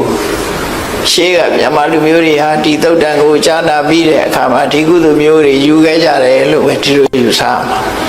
ရှေးလူကြီးတွေကစိုက်ကြတယ်သစ်ပင်တွေနော်အများကြီးစိုက်ကြတယ်သစ်ပင်တွေနောက်လူတွေကသာမစိုက်တာရှေးကလူကြီးတွေသစ်ပင်တွေအများကြီးစိုက်ခဲ့ကြတယ်အခုလေသစ်ပင်စိုက်တဲ့အဖွဲသစ်ပင်တွေစိုက်ပျိုးလာကြတယ်ဆိုတာဒါကောင်းတဲ့အလုပ်တစ်ခုပြန်နေရှင်သန်လာခြင်းဖြစ်တယ်ပေါ့နော်မြတ်စွာဘုရားဟောတဲ့အတိုင်းပဲသာဝရကုသိုလ်တွေကိုပြုလို့သည့်အတွက်ကြောင့်သာဝရအစဉ်အမြဲကုသိုလ်တရားတွေဟာယင်ထဲမှာတိုးတက်များပြားလာမှာဖြစ်တယ်လို့သိကြပါဦးပြီးတဲ့အခါဒုတိယမေကုန်းကိုမြတ်စွာဘုရားဖြေတဲ့အခါကျဘယ်လိုဖြေတော့ဓမ္မထာသီလတမ္ပနာတိစနာတက္ကခမိနောဆိုဒီကိပုဂ္ဂိုလ်တွေကိုမရည်ညွှန်းမှုခုနပြောတဲ့ကိုချင်းတရားသို့မဟုတ်သင်္ဘေစိုက်ပြိုးတဲ့ကုသိုလ်တွေပေါ်မှာယက်တည်တယ်ကိုချင်းသီလနဲ့ပြည့်စုံတယ်ဒီအရေးကြီးဆုံးကတော့ကိုချင်းသီလကတော့အဓိကထားလူတွေမှာကိုချင်းသီလပြည့်စုံမှကောင်းကျိုးချမ်းသာတွေရ။ဘာကြောင့်လဲဆိုတော့သီလရဲ့အဓိပ္ပာယ်ကသူကသမာဒါနကောင်းစွာထားခြင်းနဲ့ဥပဒါရဏကောင်းတဲ့အရေးချင်းတွေကိုထိမ့်သိမ့်ပေးခြင်းဆိုသီလရှိမှကုသိုလ်တရားတွေကတည်တတ်နိုင်တယ်ဆိုပါစို့သီလမရှိဘဲနဲ့ဇန်တရားအထုတ်လည်းမရအောင်ဝိပဿနာတရားအထုတ်လည်းမရအောင်သီလရှိရမှာဖြစ်တယ်နော်သီလရှိမှဇန်တရားတွေကုသိုလ်တရားတွေဆိုတာယက်တည်နိုင်တယ်ပေါ့ဒါကြောင့်မို့မြန်မာနိုင်ငံမှာဆိုရင်ဒါနကုသိုလ်ဝယ်တွေလုပ်တဲ့အခါမှာအလှူဒန်းလုပ်တဲ့အခါမှာရှေးဥစွာတရဏဂုံသီလကိုစောင့်တည်ကြတယ်ဒါဟာသီလကိုခံယူလိုက်ခြင်းဖြင့်သီလေပဋိဋ္ဌိတတဒါနမဟာဗလတ္တသီလပေါ်မှာယက်တည်ပြီးတော့လုပ်တဲ့ဒါနကပို့ပြီးတော့အကျိုးကြီးတယ်ဆိုတဲ့အဆိုအမိန့်တိုင်းဆောင်ရွက်ခြင်းဖြစ်တယ်တခါဘုန်းကြီးတွေကပရိရွတ်တယ်ဆိုတာမေတ္တာတုတ်ရွတ်တာဖြစ်သောကြောင့်ဘုန်းကြီးတွေဘက်ကမေတ္တာပွားတယ်တရားတော်မှလူတဲ့ပစ္စည်းကိုမေတ္တာပွားပြီးမှခံယူလို့ရှိရင်တရားတော်မှရဲ့အလှဟာပို့ပြီးတော့ကြည်မာတယ်ဆိုဒီအဆိုအမိန့်တိုင်းဘုန်းကြီးတွေပရိရွတ်တာနော်ပရိရွတ်ခြင်းကတန်ဃာတွေဘက်ကပြင်ဆင်ခြင်းတိလခံယူခြင်းကတရားတော်မှတွေကုသိုလ်ရှင်တွေဘက်ကပြင်ဆင်ခြင်းလို့ပြင်ဆင်မှုနှစ်ခုလုံးမှဒီကုသိုလ်ကောင်းမှုဟာအပြည့်အဝပို့ပြီးတော့စင်စင်ကြယ်ရတယ်ပေါ့ဒါကြောင့်ဒီမှာမြတ်စွာဘုရားထည့်ပေးတာဓမ္မထာကုသိုလ်ကောင်းမှုတရားတွေပေါ်မှာယက်တည်တဲ့ပုဂ္ဂိုလ်သီလတမ္ပနာကိုချင်းသီလနဲ့ပြည့်စုံတဲ့ပုဂ္ဂိုလ်အဲ့ဒီကိုချင်းသီလနဲ့ပြည့်စုံပြီးတရားပေါ်မှာယက်တည်နိုင်တဲ့ပုဂ္ဂိုလ်တွေဟာတေသနာသက်ခကာမိနောခေါ်ရပြောတဲ့ကုသိုလ်ကောင်းမှုတွေလုပ်တဲ့ပုဂ္ဂိုလ်တွေဟာသိလို့ရှိရင်နတ်ပြည်ရောက်တာလေသူတို့ပဲတဲ့။နောက်ဘဝမှာနတ်ပြည်ရောက်တဲ့ကဒီဘဝစိုက်ထားတဲ့သစ်ပင်တွေမျိုးဟာဟိုမှာလာပြီးတော့ရှင်သန်နေမှာပဲဖြစ်တယ်နော်။ကိုလုံးထကိုရတယ်ဆိုတဲ့အဓိပ္ပာယ်ကဒီအဓိပ္ပာယ်ပဲ။ကိုလုံးသွားတဲ့ကုသိုလ်ကောင်းမှုနဲ့အလားတူတစ်ခုကံကြမ္မာရဲ့ဒီပုံရိပ်တွေဟာအဲ့ဒီသဘောကိုဆောင်းတယ်။ ဥရဏထေရမှာရေးထားတဲ့စကားလေးတစ်ခုရှိတယ်လူတယောက်ဟာတဲ့မကောင်းတဲ့စိတ်နဲ့တစ်ဖက်သားကိုဒုက္ခရောက်အောင်လုပ်လိုက်တယ်ဒုက္ခရောက်လိုက်လို့ဒုက္ခကိုတစ်ဖက်သားခံစားရတယ်အဲ့ဒီခံစားရတဲ့ဒုက္ခမျိုးသူစီရောက်လာတယ်တုံ့ပြန်ပြီးရောက်လာဒါမကောင်းတဲ့ဘက်ကပြောတယ်ကောင်းတဲ့ဘက်ကလည်းပဲထို့တူပဲလူတယောက်ဟာစိတ်ကောင်းစေတနာကောင်းရှိပြီးလူတူတယောက်ကိုချမ်းသာအောင်လုပ်ပေးလိုက်လို့ဟိုတယောက်ဟာချမ်းသာအဲ့ဒီချမ်းသာဒုက္ခမျိုးသူစီရောက်တယ်လို့သူတို့ဆိုတယ်ဒါကံကြမ္မာရဲ့သဘာဝအဲ့တော့ကံတရားကဒီမြတ်စွာဘုရားဟောပုံကကံတရားဆိုတာစိတ်ထဲကတွေးလို့ရှိရင်မနောကံဖြစ်တယ်နော်မနောကံဆိုတဲ့ဟာတွေကစိတ်နဲ့ဖြစ်တဲ့မနောကံတွေကတော့မကောင်းတဲ့ဘက်က၃ခုကောင်းတဲ့ဘက်က၃ခုအဘိဇ္ဇာပြဘာရမိစ္ဆာဒိဋ္ဌိဆိုမနောကံအနဘိဇ္ဇာအပြဘာရတမ္မာဒိဋ္ဌိဆိုတဲ့မနောကံအဲ့ဒီစိတ်ထဲကကြံစည်ုံနဲ့ကံအရာမြောက်သွားတယ်ဟာတခြားအရာတွေလည်းပဲကံအရာမြောက်တာစိတ်ထဲကဖြစ်တဲ့ကံအရာတွေမြောက်တာနှုတ်ကထုတ်ပြောတဲ့အခါဝစီကံနဲ့ကိုယ်ဒီလက်ရောက်လုပ်တဲ့အခါကျတော့ကာယကံလို့ဆိုပြီးတော့ကံတရားတွေဟာလူတွေဟာဘဝရလာတဲ့အချိန်မှာကောင်းတာလည်းလုပ်တယ်ဆိုးတာလည်းလုပ်တယ်ကောင်းဆိုးနှမျိုးလုံးလုပ်ကြတယ်လုပ်တယ်ဆိုတဲ့နေရာမှာစိတ်နဲ့လုပ်ရင်မနောကနှုတ်နဲ့ပြောရင်ဝစီကံကိုယ်ဒီလက်ရောက်လုပ်ရင်ကာယကံလို့ကာယကံဝစီကံမနောကံဆိုတာအတိုင်းပဲဒီကာယကံဝစီကံမနောကံတွေလုတ်ပြီးသွားလို့ရှိရင်ပြီးသွားတာနဲ့ပျောက်သွားလားလို့ဆိုမပျောက်ဘူးနော်ကိုယ်ရင်ထဲမှာဖြစ်သွားတဲ့အရာတစ်ခုတော့မပျောက်အောင်ဘယ်သူကမှတ်တမ်းတင်ထားတော့ဆိုရင်ထဲမှာ CCTV တပ်ပေးထားဟုတ်တာဘုံရိုက်ထားလို့ရှိရင်ပုံရိပ်တွေထင်မနေဘူးလားရှင်တွေက CCTV ကဖြတ်လို့မရဘူးเนาะရှင်ထဲမှာဖြစ်သွားတဲ့ CCTV ကဖြတ်လို့မရကိုလုံးတဲ့ကံနေရဘယ်မှာတည်တော့ဆိုကိုယ့်ရဲ့ mental process ဆိုစိတ်ဖြစ်စဉ်ထဲမှာသွားတည်တယ်စိတ်တဏ္ဍတိလို့ခေါ်တဲ့စိတ်ဖြစ်စဉ်ကြီးရှိတယ်အဲ့ဒီစိတ်ဖြစ်စဉ်ထဲမှာပုံရိပ်တွေပေါ်ကုန်ကိုဘာလို့လိန်လို့လည်းမရဘူးဒါကိုယ်စိတ်ထဲမှာဖြစ်သွားတဲ့အတိုင်းပုံရိပ်ကထင်တယ်ကိုပြောလိုက်တဲ့စကားတိုင်းပုံရိပ်ကထင်သွားတယ်ကိုလုံးလိုက်တဲ့အလုပ်တိုင်းတစ်ဖက်သားပေါ်မှာကောင်းကျိုးလားဆိုးကျိုးလားတခုဖြစ်သွားရင်ဖြစ်သွားတဲ့အတိုင်းပဲပုံရိပ်တွေထင်နေတယ်အဲ့ဒီပုံရိပ်တွေကသေတော့ရောပျောက်သွားလားလုတ်ပြီးရင်ရောမေ့သွားရင်ပြီးရောလားလို့ဆိုလူကတော့မေ့ခြင်းမေ့မယ်အတိုးကမမေ့ဘူးဆိုတာလို့ခေါင်းပုံရိပ်ကမပျောက်ဘူးပုံရိပ်ကမပျောက်ဘူးပုံရိပ်ကမပျောက်ဘူးဆိုတာမြတ်စွာဘုရားကဘယ်လိုဟောတော့ဆိုဥဘောပုံညင်စပပင်စယမစ္စောကုရုတိဣဒာလူလောကမှာတဲ့လူသားတယောက်ဟာနှမျိုးလုပ်တယ်ကောင်းတာလည်းလုပ်တယ်မကောင်းတာလည်းလုပ်တယ်ဒါကံတရားကိုပြောတာနော်ကုသိုလ်ကံလည်းလုပ်တယ်အကုသိုလ်ကံလည်းလုပ်တယ်အဲ့ဒီလုပ်တာလုပ်ပြီးရင်ပြီးသွားရလားလို့ဆိုမပြီးဘူးတင်ညိတတတက္ကံဟောတိအဲ့လုပ်သမျှသူ့ထဲမှာမှတ်တမ်းဝင်သွားတယ်သူပိုင်တဲ့အရာဖြစ်သွားတယ်သူပဲ responsible သူနဲ့ပတ်သက်သွားပြီဒါပြင်ပတ်သက်သွားရင်ဒီဘဝနောက်ဘဝကျတော့မေ့သွားလားလို့ဆိုဘယ်မေ့မလဲတင်္စအာရယကိစ္စတိအဲ့ဒါပါသွားအောင်မှာတဲ့လှုပ်လိုက်တဲ့အရာတစ်ခုကကိုယ်ထဲမှာပုံရိပ်ထင်သွားပြီပုံရိပ်ထင်သွားတာဟာဒီဘဝ